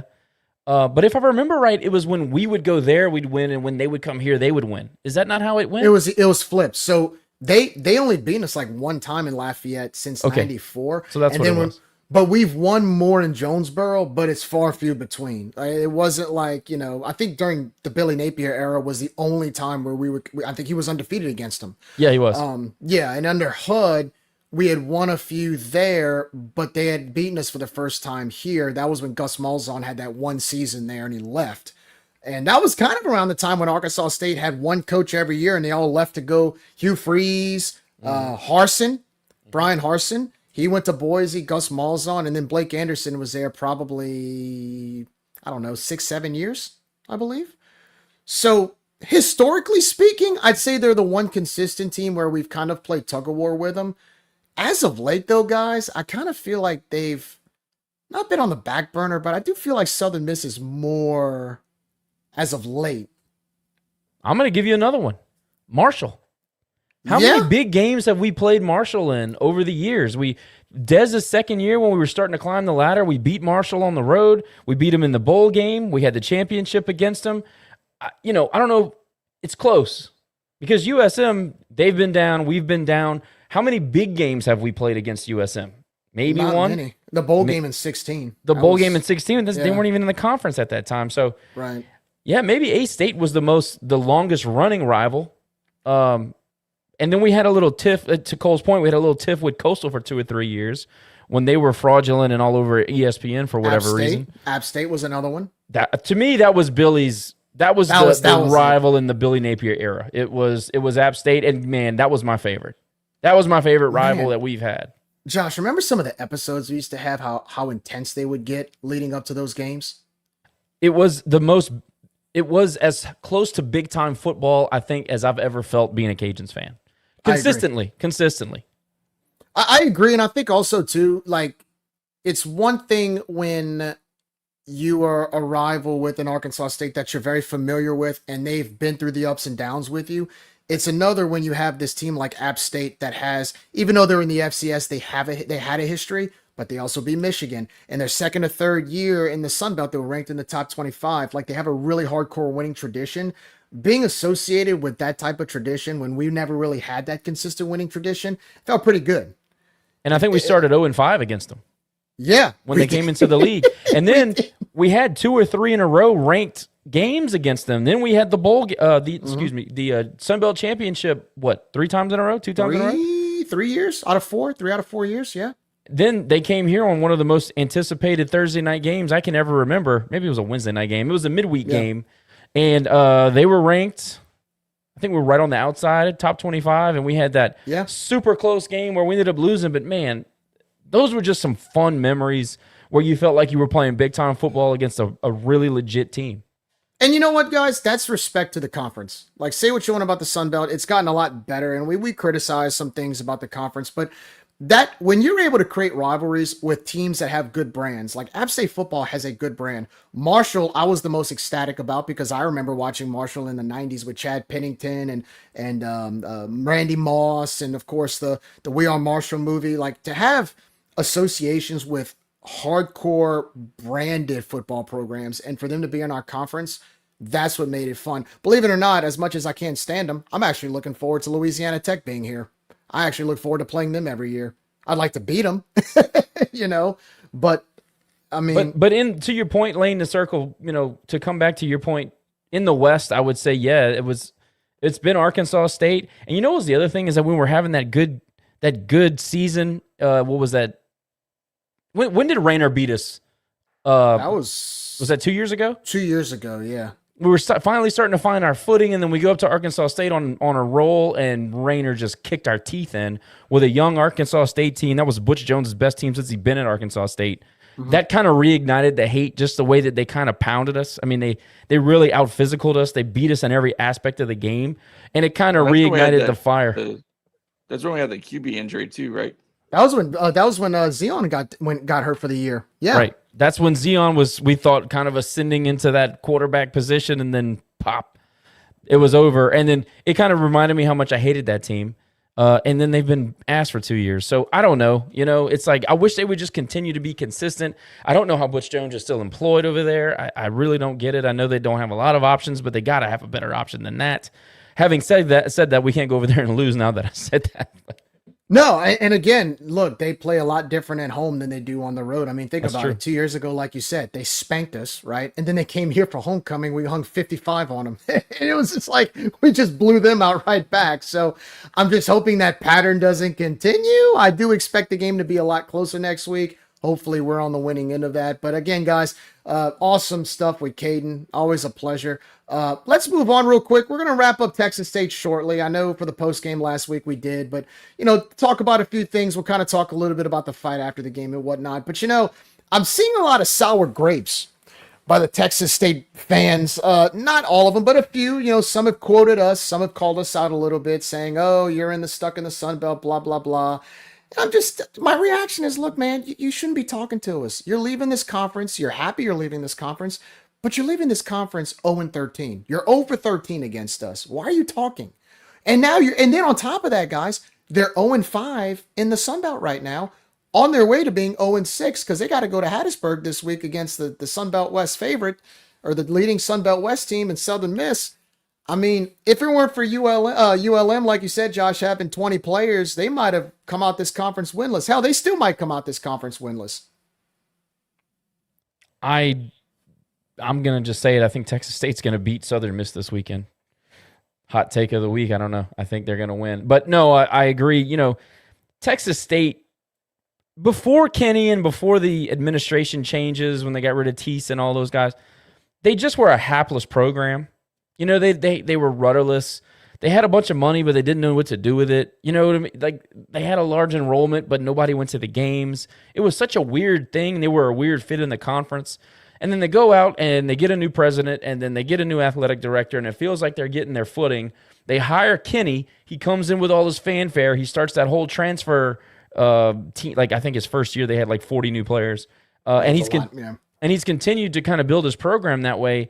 And I just think that, when you don't build a culture and you don't build a core, this is the kind of program you build. It's a transient. It's all about transactional. It's about, what can you do for me, and who cares about the guy next to me? And that's how they play. That's how they behave. That's how, even their fans are embarrassed. And I'm talking about, like, the majority of the people that I've seen talking about what happened in the fight, how they play, the history of the Kenny hire and the way that he's behaved, they're embarrassed by it. They're not proud of it. How far are you willing to fall? How far are you willing to sell your soul? Or what's the price of your soul to get a couple of wins? Texas State, maybe they still are a little bit more rudderless than I thought. I thought that their leadership was going to fix everything, but maybe it's a slower process than we all expected. I just I can't say that since he's been the head coach there that they ran that program with class. Just can't say it. They've always had some kind of foolishness going on, some kind of shenanigan following them around. And that's not an accident, okay? Sometimes when you run a business and things get stolen or you have a bad quarter or whatever, sometimes that's out of your control. When it happens regularly, it's a leadership issue. It's not by chance. To have guys continually acting like that, for a team to continually be undisciplined, underperform, not be able to compete in the Western Division of the conference, I don't see how the guy, who's saying that he's been successful as the coach there? And every year he's like the next hot coach. Remember when Texas A&M right before they hired Elko, they were like, well, maybe it's G.J. Kinney. I'm like, how could anybody associate that guy with A&M? I just, he had a moment with the Take Back Texas thing and they got off to a nice start. And then I think they ended up cratering later in the season. They just have never been a consistently solid program since he's been here. But what they have consistently done is show their ass to the conference and to the nation. So it's unfortunate that they had to do that. Their kids are probably frustrated because they can't win games. Coaching staff's probably frustrated because they can't win games. And then they did everything they could to come back and beat us on our home field. And we still own them, and they had to hear that again. I mean, I get all the emotional human part of it, but at the same time, you are who you are. You're just a classless coach with a classless staff, with classless players, and you run a classless program. And you showed it again on the field this past week. That's all there is to it. Josh, to add on to that real quickly, after the game, he was quoted saying that it's, we find that there's a pattern here with us getting in fights because he's like, everybody's out to get us. Like other teams started with us. And, why do we always get in this predicament? Well, we play Southern Miss. We have hard-nosed games against Marshall and JMU. And I don't know, Josh and Lane, I don't ever see us getting fights with those teams after hard-nosed games. Somehow, when Texas State plays their games, they're always getting in fist fights with other teams. So I guess the way I'm looking at it is maybe it's not the other teams. Maybe it's you and your culture and the way you run your program with your transactional recruiting and your players who stick around for 1 year and then leave and you get your 50 transfers a year. I don't know. Am I off there a little bit or what? I think they're the biggest victim blaming team. They always blame the other team and they don't look themselves in the mirror and be like, oh, maybe I did that or maybe I caused that. What we saw on Saturday,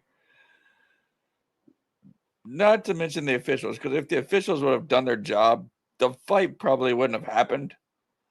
But the fact that one player was able to cause the first dust up and still continue to cause the big ruckus at the end, I mean, that just shows the type of player he is, the type of person he is, and somehow he didn't get suspended as much as other players. I mean, I would have thought the player that started the whole thing would have gotten the bigger suspension out of everybody, but the Sun Belt is terrible at their job and apparently wasn't looking at everything at every video. They only looked at one specific video and didn't see it all, but I do feel like it's a big culture problem at Texas State. It's not going to change in the Pac-12. Are they even going to win in the Pac-12? Because it's supposedly a better football conference. If they can't win in the Sun Belt, they're not going to win in the Pac-12. And I'm glad you brought that up. I'm glad you brought that up because their fans are like, well, have fun in the Sun Belt. And I'm thinking, you mean the Sun Belt that you're currently 0-5 in right now? The Sun Belt that you have not won in football. The Sun Belt that I think their conference record since they've joined is somewhere like 23-85 or something like that. That Sun Belt. I mean, you're trash talking a conference that you're leaving, but it's the same conference you can't win in. You're actually one of the. I want to say they have a losing record against ULM. I think they're like 5-8 or something like that against ULM. So why are you talking? I mean, now look. Shifting to the Cajuns real quick in this game. First half, out of the 6 drives, we scored touchdowns. And I get they may be frustrated. Second half, like you said, Josh, they get back in the game and they're coming up close, and we get that extra first down to end the game, which we'll get to that in a second. But have some self-control, man. I understand losing sucks. Look, we've had a lot of heartbreaking losses this year, but I have yet to see one of our players throw punches at other teams. I didn't see our players throw punches at Southern Miss. I didn't see our players throw punches at Troy. I didn't see our players throw punches against Eastern Michigan. I didn't see our players throw punches at JMU. Shake hands. Hey, good game. We'll get you next time. Walk off the field. But no, their player had to be waiting at the tunnel to start a brawl. Culture. Tymir Jackson is the name that we're talking about. And look, I don't want to throw a blanket because there were some respectful kids on Texas State that stuck around and went through the handshake line. So, it's not fair to blanket it all on all the players. It's just absolutely. I agree. But there is a culture issue. And look, when you treat your roster like Reynolds, don't be surprised that they don't play for the guy next to him or are selfish. And that's exactly what you saw. When a guy does what Tymir Jackson did, he's basically telling you, I don't care about this team at all. I don't care about what the ramifications are after I throw a punch or start a brawl. Don't care about anybody else but me. That's what he's telling you. And that is a culture issue. Look, you can say what you want about Mike about certain things. He would never tolerate that, ever. You'd be off the team before you could get in the tunnel. All right? And to Lane's point, it's true. The Sun Belt Conference, I said it last night at the basketball game. How do we manage to find the worst officials in every single sport? Every sport, the worst. It's not even close. These guys can't even control players on the field when the ball is not in the air or the ball is not being carried. Something has got to be. I thought Keith Gill was brought in here to fix all these problems. Keith Gill hasn't done a damn thing to fix. I mean, he hasn't fixed basketball, which was the number one thing. And the number two thing was officials, and it's gotten worse. Across the board, it's gotten worse. So, Texas State, it is 95% their fault, but there's some blame to be going around within the Sun Belt Conference offices and officiating crews, et cetera. And then the other thing, Texas State is also a symptom of a larger problem. They're leaving a conference to go to a perceived better conference because it makes sense monetarily and they have the money to spend, blah, blah, blah. But it's such a broken system. It's such a broken. When Texas State can't win 40% of their games in the Sun Belt Conference, they have no business going anywhere to play football. Anywhere. And look, baseball's had an okay run time, from time to time, but they're not a blue blood in the Sun Belt. In the softball's had a nice run here and there. They're not a blue blood. Been in the league 13 years. They haven't won anything of substance. I think they went to the tournament once in softball. I think they went to the baseball tournament maybe 2 times. They'll claim that Bubba's Cup though. This is not a question of, they're going to go to Pac-12 and they're going to get more money so they'll be able to compete. They don't have the foundation to compete. They're not going to win anything in that league, and it'll fold in 5 years, and they're going to be one of the reasons why. But to the point, it's a symptom of a much larger problem. Collegiate athletics is just so broken, and we continue to see all these little, it's just pop-up examples of why it's so bad. They would be better suited in the FCS. That is absolutely correct. But y'all want to talk about Arkansas State? Well, real quickly, I want to go into Arkansas State real fast, but I kind of want to talk about something about Texas State that kind of stuck out with me, and not to bring the vibe down a little bit, but I wanted to ask you guys about the second half. First half, like I said, you scored on 5 drives, offense is clicking left and right. Second half, I'm just one of those people, guys. I don't like taking foot off the gas early. I felt like we took our foot off the gas in the third quarter, and unlike South Alabama, where our defense made stops, we had some turnovers. We ran quarterback power one too many times where we had to punt and give possession back to Texas State. And what did Texas State do that South Alabama didn't? They scored on 2 or 3 plays. So they came back and brought the game in kind of a threatening shift for us, to where it took us a slant route to Sheldon Sampson to ice the game. And so kind of wanted to ask your guys' opinion on that. I know Dez alluded to it after the game. I should have been a little more aggressive. When do you think you take the foot off the gas? My opinion, go up 22. If you're up 22 in the fourth quarter with 7 minutes left, okay, maybe. But I hope we learn our lesson and don't do that, because that's 2 weeks in a row where we've kind of pulled momentum back after a big lead. I think with Texas State, you never let the foot off the gas. I mean, just because of it being Texas State, but in general, I feel like if you have a 21 to 30 point lead, you take it off maybe midway through the third quarter, maybe start of the fourth, but we played too conservative both on defense and offense in the second half. When I saw the first half score, I was like, we put up 35 points in the first half. That hadn't really happened all year. And I was like, okay, maybe this is a different team that we hadn't seen. And then they start coming back. I'm like, okay, we're going back to our old ways. And I was getting worried, especially towards the end. Like, if they pull this off and upset us in the last year that they're in the Sun Belt, we're never going to hear the end of it. But thankfully they didn't. But the point still remains. We just became way too conservative on the offensive side of the ball in the second half, and it showed for sure. You take your foot off the gas when you're in 4-minute in the game offense. Period. End of story. Why would anybody not run their offense for the entire game? Especially when you are, look, it's NIL. We're still developing players. We got young guys taking major snaps. We got a freaking sophomore quarterback. Why are we taking our foot off the gas ever? Look, nobody can argue with me about this anymore. Dez's pattern is this: try to get a big lead. Once it's accomplished, go into your hermit crab shell. That's what he does. He gets his lead and then he plays not to lose. We've seen it time and time and time again. Even the only time it didn't really happen was with Ben Woldridge. And you've already heard my piece on that. Why on earth would you just not run the damn offense? Run the offense. When you need a 4-minute drive and you get in a 4-minute offense, then you quarterback power and you run the trap and run the draw. And that's when you take your foot off the gas. I hate that term. You run the damn offense.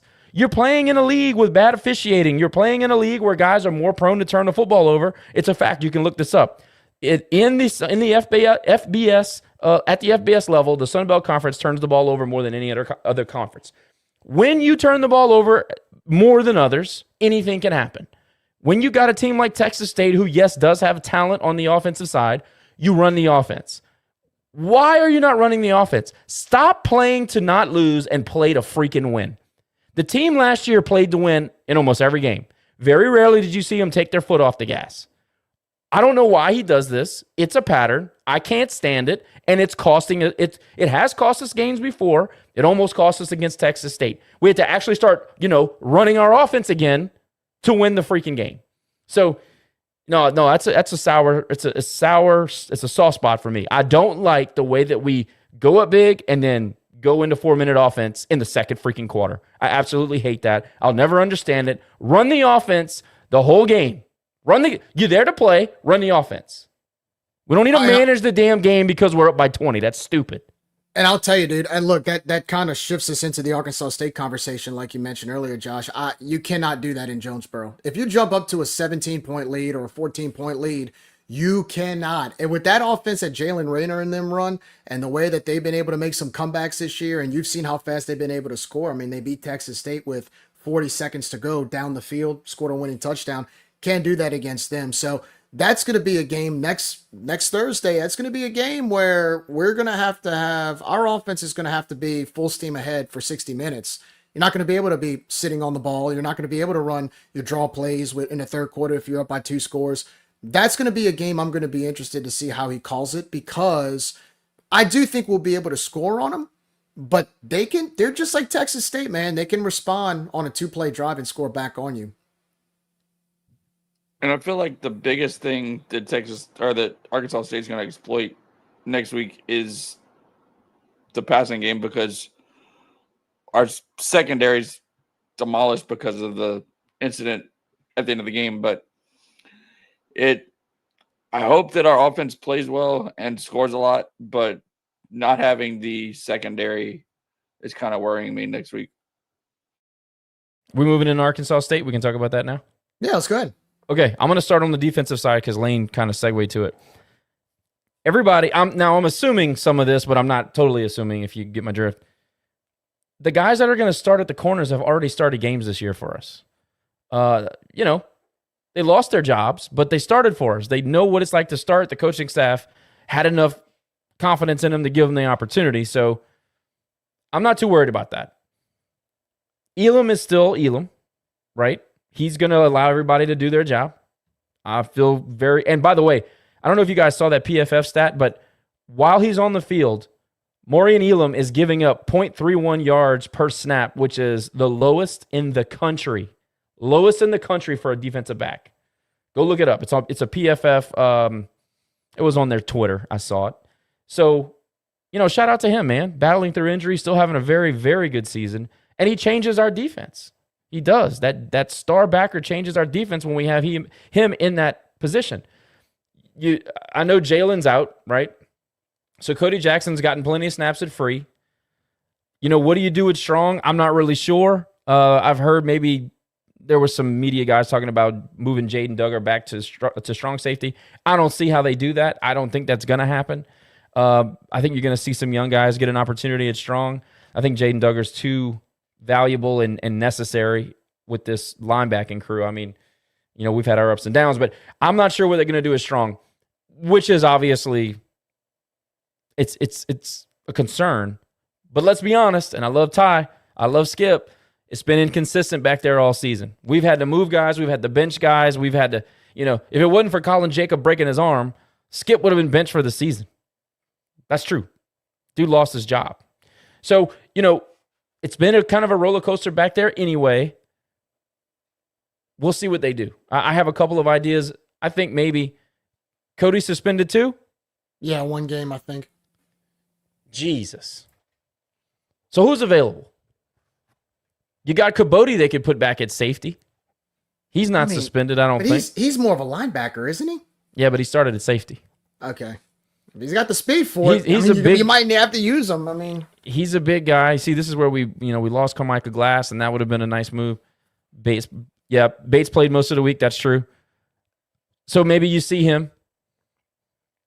That's actually probably who's going to play. Bryce is probably right on that. I'm kind of thinking my way through it as we go. But I did want to say this. I don't think there's a massive drop off like we think there might be, because again, it's been a little bit inconsistent anyway. I do like our edges, and I do like having Elam. The other thing is that the defensive line is just going to have to play, and they're going to come right after him. That's what their game plan is going to be. They're going to run Rayner. They have the best wide receiver in Sunbelt history. Which, look, I mean, what you're probably going to see is a cover 2 high shell, Tampa 2, something like that. They're just going to play conservative, and Rainer's just going to have to beat the zone or man zone. They're going to have to. They're just going to have to step up. There's no two ways about it. We're going to have to stop the run to win the game. It doesn't really matter what they do in the pass game. If they run the ball, we have no chance to win the game. So it's all going to be one up front. As a Cajuns fan, of course, I have trepidation about what's going to happen. But I got to say, Jim Salgado is going to have to earn his paycheck next week, which is kind of interesting because he hasn't had a good 2 weeks. It's been kind of bad, actually. So I'm curious to see what he's going to do to make adjustments. As a football fan, I'm interested to see what he's going to do with the talent that he has and what's available to us. As a Cajuns fan, you never want to be put in a position where you got to start like piecing it together in game 9 or whatever. So that's kind of two sides of that coin. Offensively, I feel like we're finally in a groove. I feel like, when we don't take our foot off the pedal, we got a little bit more creative last 2 weeks, really. I feel like we've gotten more creative, a little bit more balanced. That offensive line showed that it could be something kind of special in the first half. Sampson and Lunch have found a connection that we have not had all season. Hey, look, this offense can be really explosive, especially like if you watch Arkansas State play, their edges are not disciplined, so you can beat them. And the interior defensive line is not really all that good either. They kind of have a similar issue that we have. They give up a lot of yards per carry. Their yard per carry is high. It's low. It's bad in the Sun Belt. So we got to beat them on the ground, and we still got to be able to stretch the field. Yeah, but we need to beat them on the ground. I think there's a lot of small stories, game within the game, on Thursday. Plus, I hate those midweek games, Lane. damn midweek games. You can't rely on them to get any kind of a consistent result. I hate those games. And it's on the road, obviously. And those midweek games always favor the home team, always. Yeah, what makes it hard is, I think, to your point, like you're talking about trying to piece a defense together, it's just a matter of... Doug, I put you in the blender, son. Don't even try it. Oh, we'll talk about that in a second. Don't worry. But yeah, the only thing that worries me is Jalen. Their offense reminds me so much of Texas State in that they can score fast and they can hit you with a big play. When Jalen Raynor's on, like you saw two totally separate Jalen Raynors from 2 years ago when he destroyed us, and then last year we held him pretty well. Like I want to say, I don't even know if he played the whole game. I want to say he got benched in the fourth quarter or something. They took him out. So, but again, we got to go to their place, midweek game. This is going to be a game, like I said earlier, we're going to have to keep our foot on the gas for 4 quarters offensively. I think we could score on them, honestly. I really do believe we can score on them. I agree. If you noticed last week against Texas State in the first half, like Caden getting his first touchdown pass, Landon Struther catching a few big-time passes. Charles Robertson catching a big-time pass. Jaden Johnson a few weeks ago. You're going to need those guys to step up. You're going to need those guys to make some key plays, to extend drives. Sheldon Sampson can't do it all by himself. And he has, but he is right now. Yeah, he is right now. He is. You need somebody. But the thing is, it's good to see, because if you notice when we converted that third down last week to clinch the game, at least okay, you can depend on him. You couldn't depend on him against Rice. He would have dropped that pass, So I really feel offensively we can score, but I want to see more Landon Struther. I want to see more Caden. I want to see more guys that you don't hear as often with the big highlights step up. And if they can do that to complement the run game, and if Lunch is on, we can score on them. That's why I was so concerned last week when we played conservative, because I felt like we could have scored 70 on that team last week if we wanted to. We could have. And we didn't. This week, go for 70. Hell, screw it. Go all in. You're gonna have to, because that offense is gonna score on us. I really believe it. It's gonna come down to who can force a turnover and who can make 1 or 2 plays. I really believe that's how the game's gonna fall. I think it's actually an interesting matchup, to be honest with you. It is. Especially considering the fact that we lost our entire secondary. So, we'll see. I haven't really studied it yet. They're not coming off a bye. So I believe no, they don't play this weekend either, actually, guys. They're coming off. They lost to Southern Miss 27-21 in Jonesboro. It was 11 o'clock kickoff, which, by the way, I think Butch Jones made a comment that the fans didn't show up. So hopefully it's the same way on a Thursday night where they don't really have a home field advantage, because the attendance wasn't that great. So they do have a bye. I checked their schedule and I could have sworn they played. That's my fault. But, well, I still think that obviously the home team is always favored in those type of games. Our injuries and our suspensions and all the little things we had to deal with, does it come to a head and we overcome, or does it come to a head and it finally gets us? That'll be the story of the week. So I'm looking forward to the game, actually. I think it's one of the most intriguing game of the season so far. It's going to be the crucial game of the year as of right now for us. And we're going to see what we're made of. And so we'll talk more about that next week. I'm glad you brought that up, Josh, to kind of preview it a little bit. But we'll definitely get more in depth about it next week. Cajuns will travel to Jonesboro next Thursday. That is a showdown. I mean, look, we're in playoff mode, but I'm telling you, that game will determine whether or not we play in a bowl. And we haven't missed a bowl game in 8 years, 2017, Mark Hudspeth's last season. So I'd like to go. I know. Look, 6-6, blah, blah, blah. I still want to play in a bowl. I still want to play in the postseason. Talk to me in 2 weeks. But do we agree? We agree that a very, very, very, very average Southern Miss team is going to win the West? I mean, they're the clear favorite. I think if they win this week against Texas State, I think they clinch it, if I'm not mistaken. So, nope. They have to have Troy lose. Oh, Troy as well. Well, don't they play Troy the following week? Or don't they play They Troy? might, but yeah, I want no, to they say already. I think they already beat Troy. But regardless, Troy only has 1 loss. No, they go to conference. Southern Miss. They go to Southern Miss on November 29th. Well, if that's the case, Troy's better than them. Troy's better than them. Yeah. Okay. No, that'll be a war. So anyway, guys, well, like I said, we'll talk more about Arkansas State next week. Moving on. Okay, let's talk about the tailgate scene on Saturday, guys. Grand Slam. We want to give a shout out to all the fans that showed up to the tent. Weather was great. Music was blaring. Just a great atmosphere overall. Shout out Shout DJ to Menace. DJ Menace. DJ Menace, dude, the man brought it down. He brought it down. He did a great job there as well. Albino. Al made his debut last week. Came by the tent for a little while. I had actually shown up after he had shown up to the tent, so I actually went and tried to find him across the tailgate. I got to tell you guys, I don't know what everybody was so afraid of and freaking out about. The reception he got from the kids and the reception that he got from just the fans, there was not one smug look or one frowny face or one disappointed look when he walked by. I thought his presence brought a positive vibe. I mean, did you guys see the same thing? I thought it was a great debut. Lane, were you the first to encounter him? Yeah, actually, I believe Mitch was, but I was able to take a picture of Mitch with Al. I feel like nothing but good things happened because of that. I mean, the kids, like Jerry said, surrounded him. And I mean, that's what it's all about, really, is the kids. Because we want to grow the fan base, and without them, we don't. So, Look, I'm going to just be totally transparent. I wanted this to work from day one just because of what it represented, how it came to be, the way that they tried to smear the guy, how he just continued to give the middle finger and continued to make his experience with his university and his alma mater what he wanted it to be, because it's personal to him. You know, a lot of the same things that we do here, you know, it just kind of represented all that for me. So I was biased. I wanted it to work. It was far better than I even expected. I mean, it was a raving success. For anybody who says, "Oh, it's stupid. Oh, it looks like this. Oh, it looks like that." The mascot is not for you. The mascot is for 3 and 5 and 8-year-olds. It's not for you. So you think it looks stupid? Who cares what you think?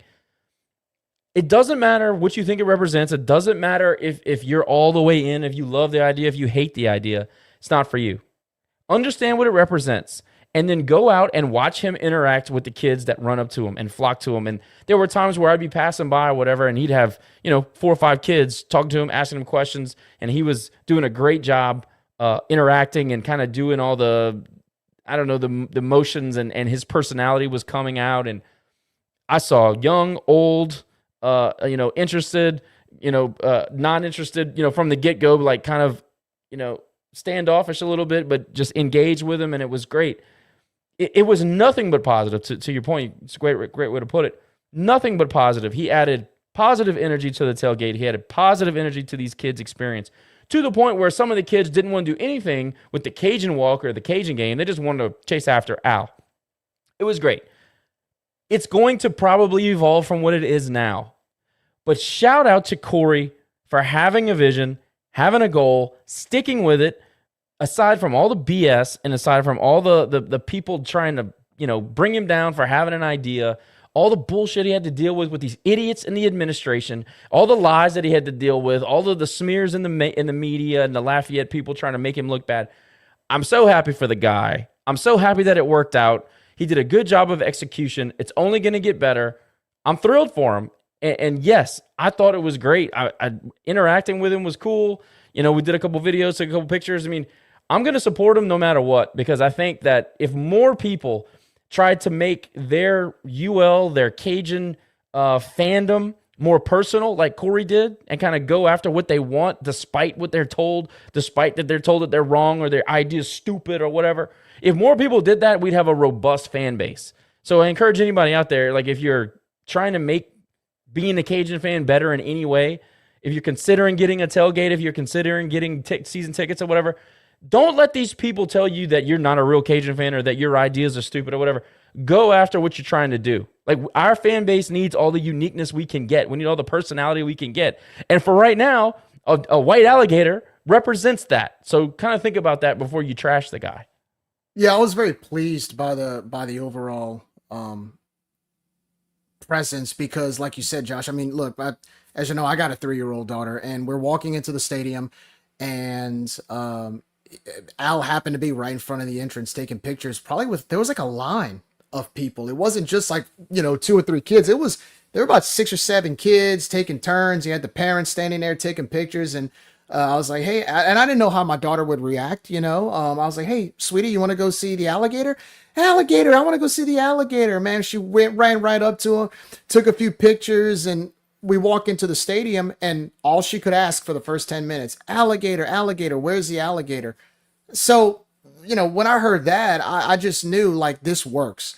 My 3-year-old daughter, who, let me be honest with you, she's gotten older. The last couple of years, she's one of those people that would get afraid of seeing Santa Claus at the mall, right? But now she saw Al, and she loves him. And she was asking me the other day, can I?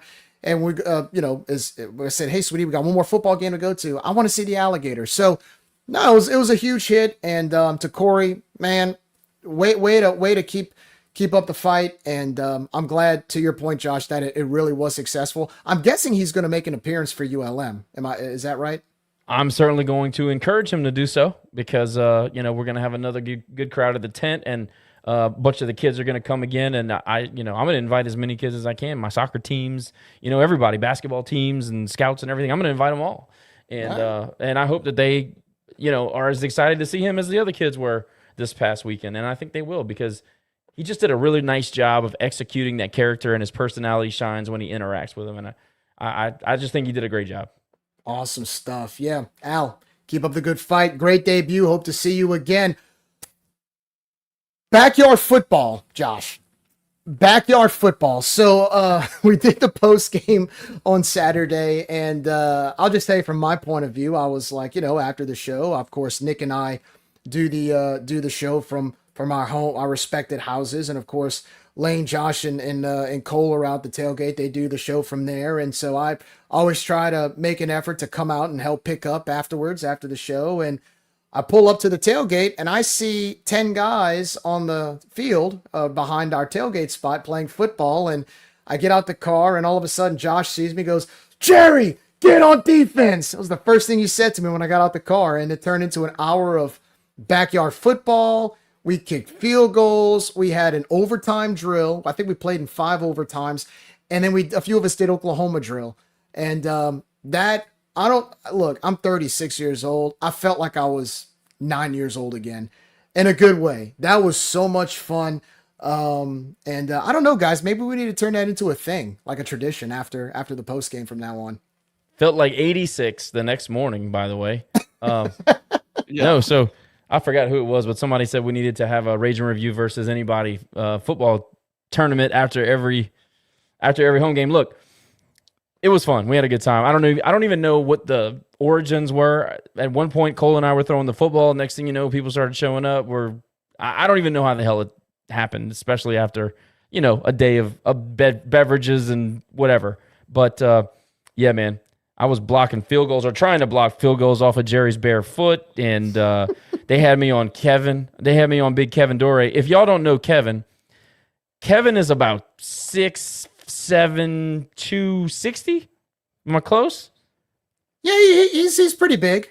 He's pretty big. Yeah. We Oklahoma drilled my little ass against Kevin, and we had a great time. We I think it started out as touch football, evolved into tackle football. I saw freaking Doug in here bragging. Look, you couldn't see very good. I had a bunch of drinks, and I was also injured. And look, this dude couldn't catch a cold for an hour, and then all of a sudden he started catching everything out of the freaking night. You couldn't see a thing. Somebody, I forgot. Oh, Cole was his quarterback. Yeah, I gave that other team Cole because I'm a nice guy. I forgot who our quarterback was. I think we rifled through a few. He was the all-time quarterback. Oh, well, Cole, guess what? When you were on my team, you didn't throw it to me enough. I think I missed some wide open passes. He probably lost confidence in me. But no, it was awesome. I mean, like, in all seriousness, if anybody wants to come out and play some football, that's not a former player. Actually, you know what? Former players invited. Terry, you're invited. Terry, I'm not Oklahoma drilling with Terry. No. I think I learned my lesson with that. No.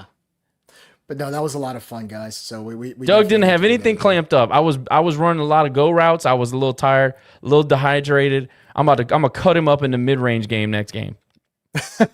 What makes it funny was I think like I ran about a 20-yard wheel route and I don't know, Cole hit me in stride and I caught it and I ran and I think more people were shocked that I caught the pass, but I was kind of like, guys, I used to play backyard football all the time. Like I think and then when we started kicking field goals, I drilled one from like 35. I was like, man, Jerry, I didn't realize you can kick. I was like, well, I mean, that was kind of my go-to back in the day, but no, man, it's funny because hey, in the face of me coming off the edge, like dude, full blast trying to block it. You went full ninja on Cole's back. You did this like flip on him and I'm like, dude, are you okay? And you're like, Jerry, why didn't you kick it? Because I'm like, I think you're injured, dude. I thought you broke your back when you jumped. It's because the kick was blocked, Jerry. We all know why.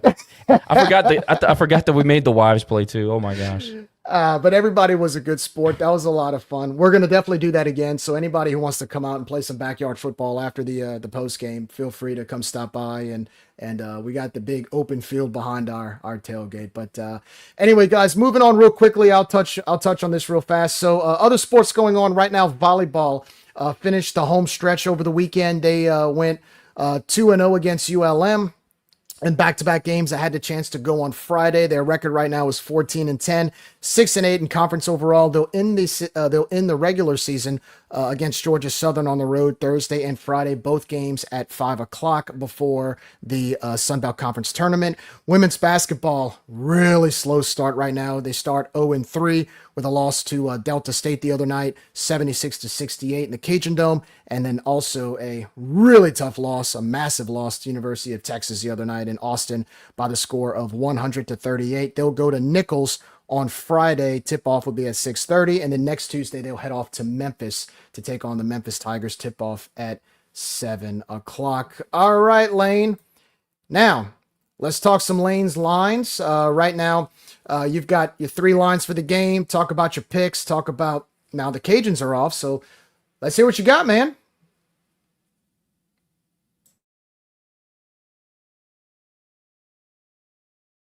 I went 2 of 3 last week. Got Vandy -6.5. Got the East Carolina win, but BYU and Texas Tech let me down to pull off the win. Let me switch to the lines for this week. Obviously, UL's on a bye week. I've got Alabama beating Oklahoma straight up.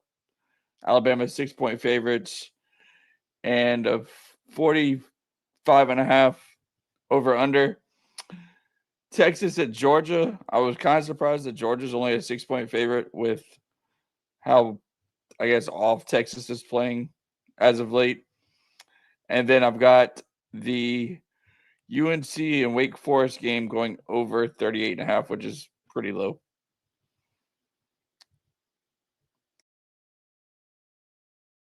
And it's pretty low. Wake Forest has been playing better football. What the hell's going on with North Carolina? Have they kind of fixed it? Are they still really bad or what? I don't think Bill Belichick's figured it out, the college game, yet. I think it'll take him another year if he stays in it. But I went with that one because it was super low, just like the Penn State game with Iowa. That was like 39.5. So I went with the lowest one I could find. I bet you that Iowa game is going to be a weather game. It's about that time. Did you check? I always check the weather when it's an Iowa game because, first of all, they can't score already with Ferentz. And if it snows, the game's always like 9-12. Looks good. I'll be interested to see how it goes, Lane. Hopefully I can pull out my 3rd victory of the season with it. Well, let's see what you got for the year, man.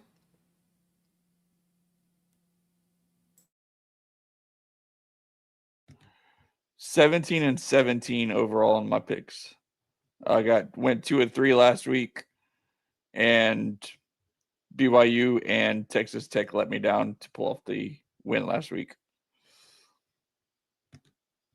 All right. Well, good luck to you, Lane. Hopefully you get some W's this weekend on Lane's Lines. That is Lane's Lines, our last segment of the night. Grimmies. So, all right, guys, the question of the week was, do you prefer your potato salad in your gumbo or potato salad as a side?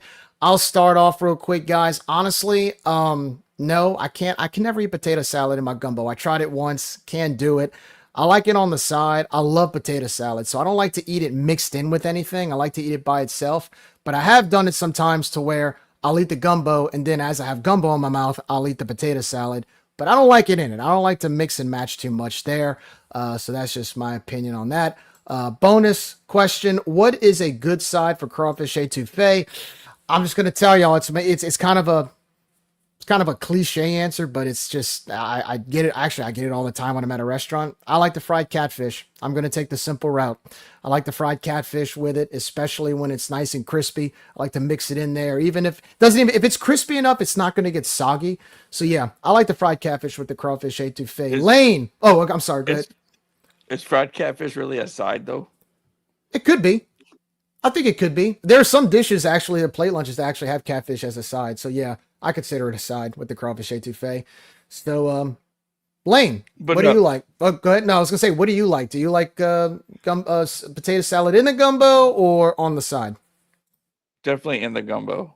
I mean, it's so much better that way.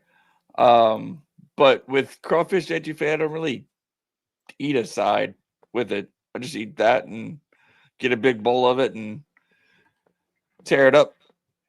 So you just eat the crawfish etouffee by itself. You don't need a side, nothing to dip into the etouffee. Okay, that's fair. That's fair. No, that's cool. All right, J. Cole, potato salad in the gumbo or on the side? So first of all, there's so many different potato salads. You know, this is a blanket question for an intricate. Yeah, it's a blanket answer for an intricate question. It can't. I'm not putting it in the gumbo. First of all, I'm not putting it in the gumbo. It's on the side for me. But what I do like to do a poached egg in the gumbo. I know that's a little bit of a people like to kind of debate that. Poached egg in the gumbo. If you haven't had it, you got to try it. I'm telling you. I know it sounds insane. It's delicious. But no, potato salad on the side, and also I don't eat just any potato salad. It's got to have a little mustard in it. It's got to have maybe a little dill in it. You know, I like it to be more tangy than just plain. You know, like the potato salad or just regular potatoes. What potato salad doesn't have mustard in it? It depends on what part of the state you're in, Lane. You people in Monroe put too much mustard. So you can't, the mustard to dill to mayo recipe's got to be right. The ratio's got to be correct. I don't like it too much. The job back several years ago that I had, we used mayo, mustard, and sugar. That was it. It was some of the best potato salad. Yep. Okay. No, it was like a little bit. It wasn't anything crazy. It was just a little sweetener, I guess. Gotcha. So I'm on the side. I don't like potato salad floating in my gumbo. I like regular gumbo. I like the way it looks. I want to enjoy it. I don't want shit floating in my gumbo. As far as Andre said, no potatoes in the recipe. You got to have cornmeal shoe with your crawfish etouffee. You got to. To Jerry's point, I mean, like the catfish with the crawfish, obviously. I mean, look, Jerry's also rich, so you gotta, you know, that's like a $40 meal at any restaurant. So, but you gotta have the mock shoe on the side. If you can afford the mock shoe with the catfish and the crawfish, look, you shitting in high cotton. That's good stuff. But yeah, you gotta have some corn mock shoe with your crawfish etouffee. Hey, look, there are some hole in the wall places you can get a good $10 plate lunch with some catfish on the side. They'll be a little extra generous. You got to search, but you can find the hole in the wall sometimes. You know. Depends on what time in the season, because they'll hit you with that extra charge on the etouffee. That is fair. Now, the corn mock shoe, do you mix it or do you do it on the side separate from the crawfish etouffee? Oh no, that's on the side. It's his own kingdom over there. I ain't trying to mix my food. All right, that's fair. That's fair. Well, that's Grimace for you guys. Sponsored by Eat Lafayette. As always, we thank Eat Lafayette for their wonderful sponsorship. Boys, it's been a long, fun night. Even on a bye week, we had a lot to talk about. We talked politics. We talked basketball. We talked about the tailgate. So I'm going to enjoy the bye week this weekend. Are y'all going to enjoy the bye week just to kind of relax and kind of decompress a little bit? I actually love bye weeks. I want to watch other games. I don't want to have to go do work at the tailgate. I want to just relax. There you go. Lane, what you got going on this weekend, brother? Work all weekend. So I'll be catching up on football all weekend. There you go. Make that money. Guys, it's been a pleasure. One more time, thanks to our sponsors, Gulf Coast Bank, Old Time Grocery, Dr. Brent Venable and Recovery, ChiroMed, Stride Safety Solutions, Eat Lafayette, Lafayette Roofing, The Yard Goat, Planet Radio, Ragin' Hydration, of course, Yes Please Marketing, and last but not least, Ragin' Review, sponsored by The Best Stop. Guys, it's been a fun night. We'll be back next week. Probably I don't know if we're gonna do a Wednesday night or might have to shift it a little bit due to the fact that we have a Thursday night game against Arkansas State. But before then, just remember Cajuns basketball Friday night against McNeese and all that other fun stuff as well. We got volleyball, women's basketball, lots of Cajun sports outside of football. But other than that, it's time to go to bed. It's been a long night. Before you go to bed, smash the subscribe button. Yes. Tell a friend, tell a family member, hit the like. It really helps us spread Ragin' Review, spread Cajun across the nation, as we say. We appreciate all the support. We don't say it enough. Love you guys for joining us. Even through a tough season, hey, at least we got basketball to look forward to, right? Still no shooting doubt. for a bowl game in football. We still got a lot of things to look forward to. So thanks, everybody, for constantly coming in and supporting us. We really appreciate it more than you know. Everything Josh said. Of course, we're on Facebook, YouTube. We're on Twitter. We're on Twitch. We're on Instagram. Like Josh said, like and subscribe. For Lane, for Josh, I am Jerry. Have a good night. And as always, go Cajuns.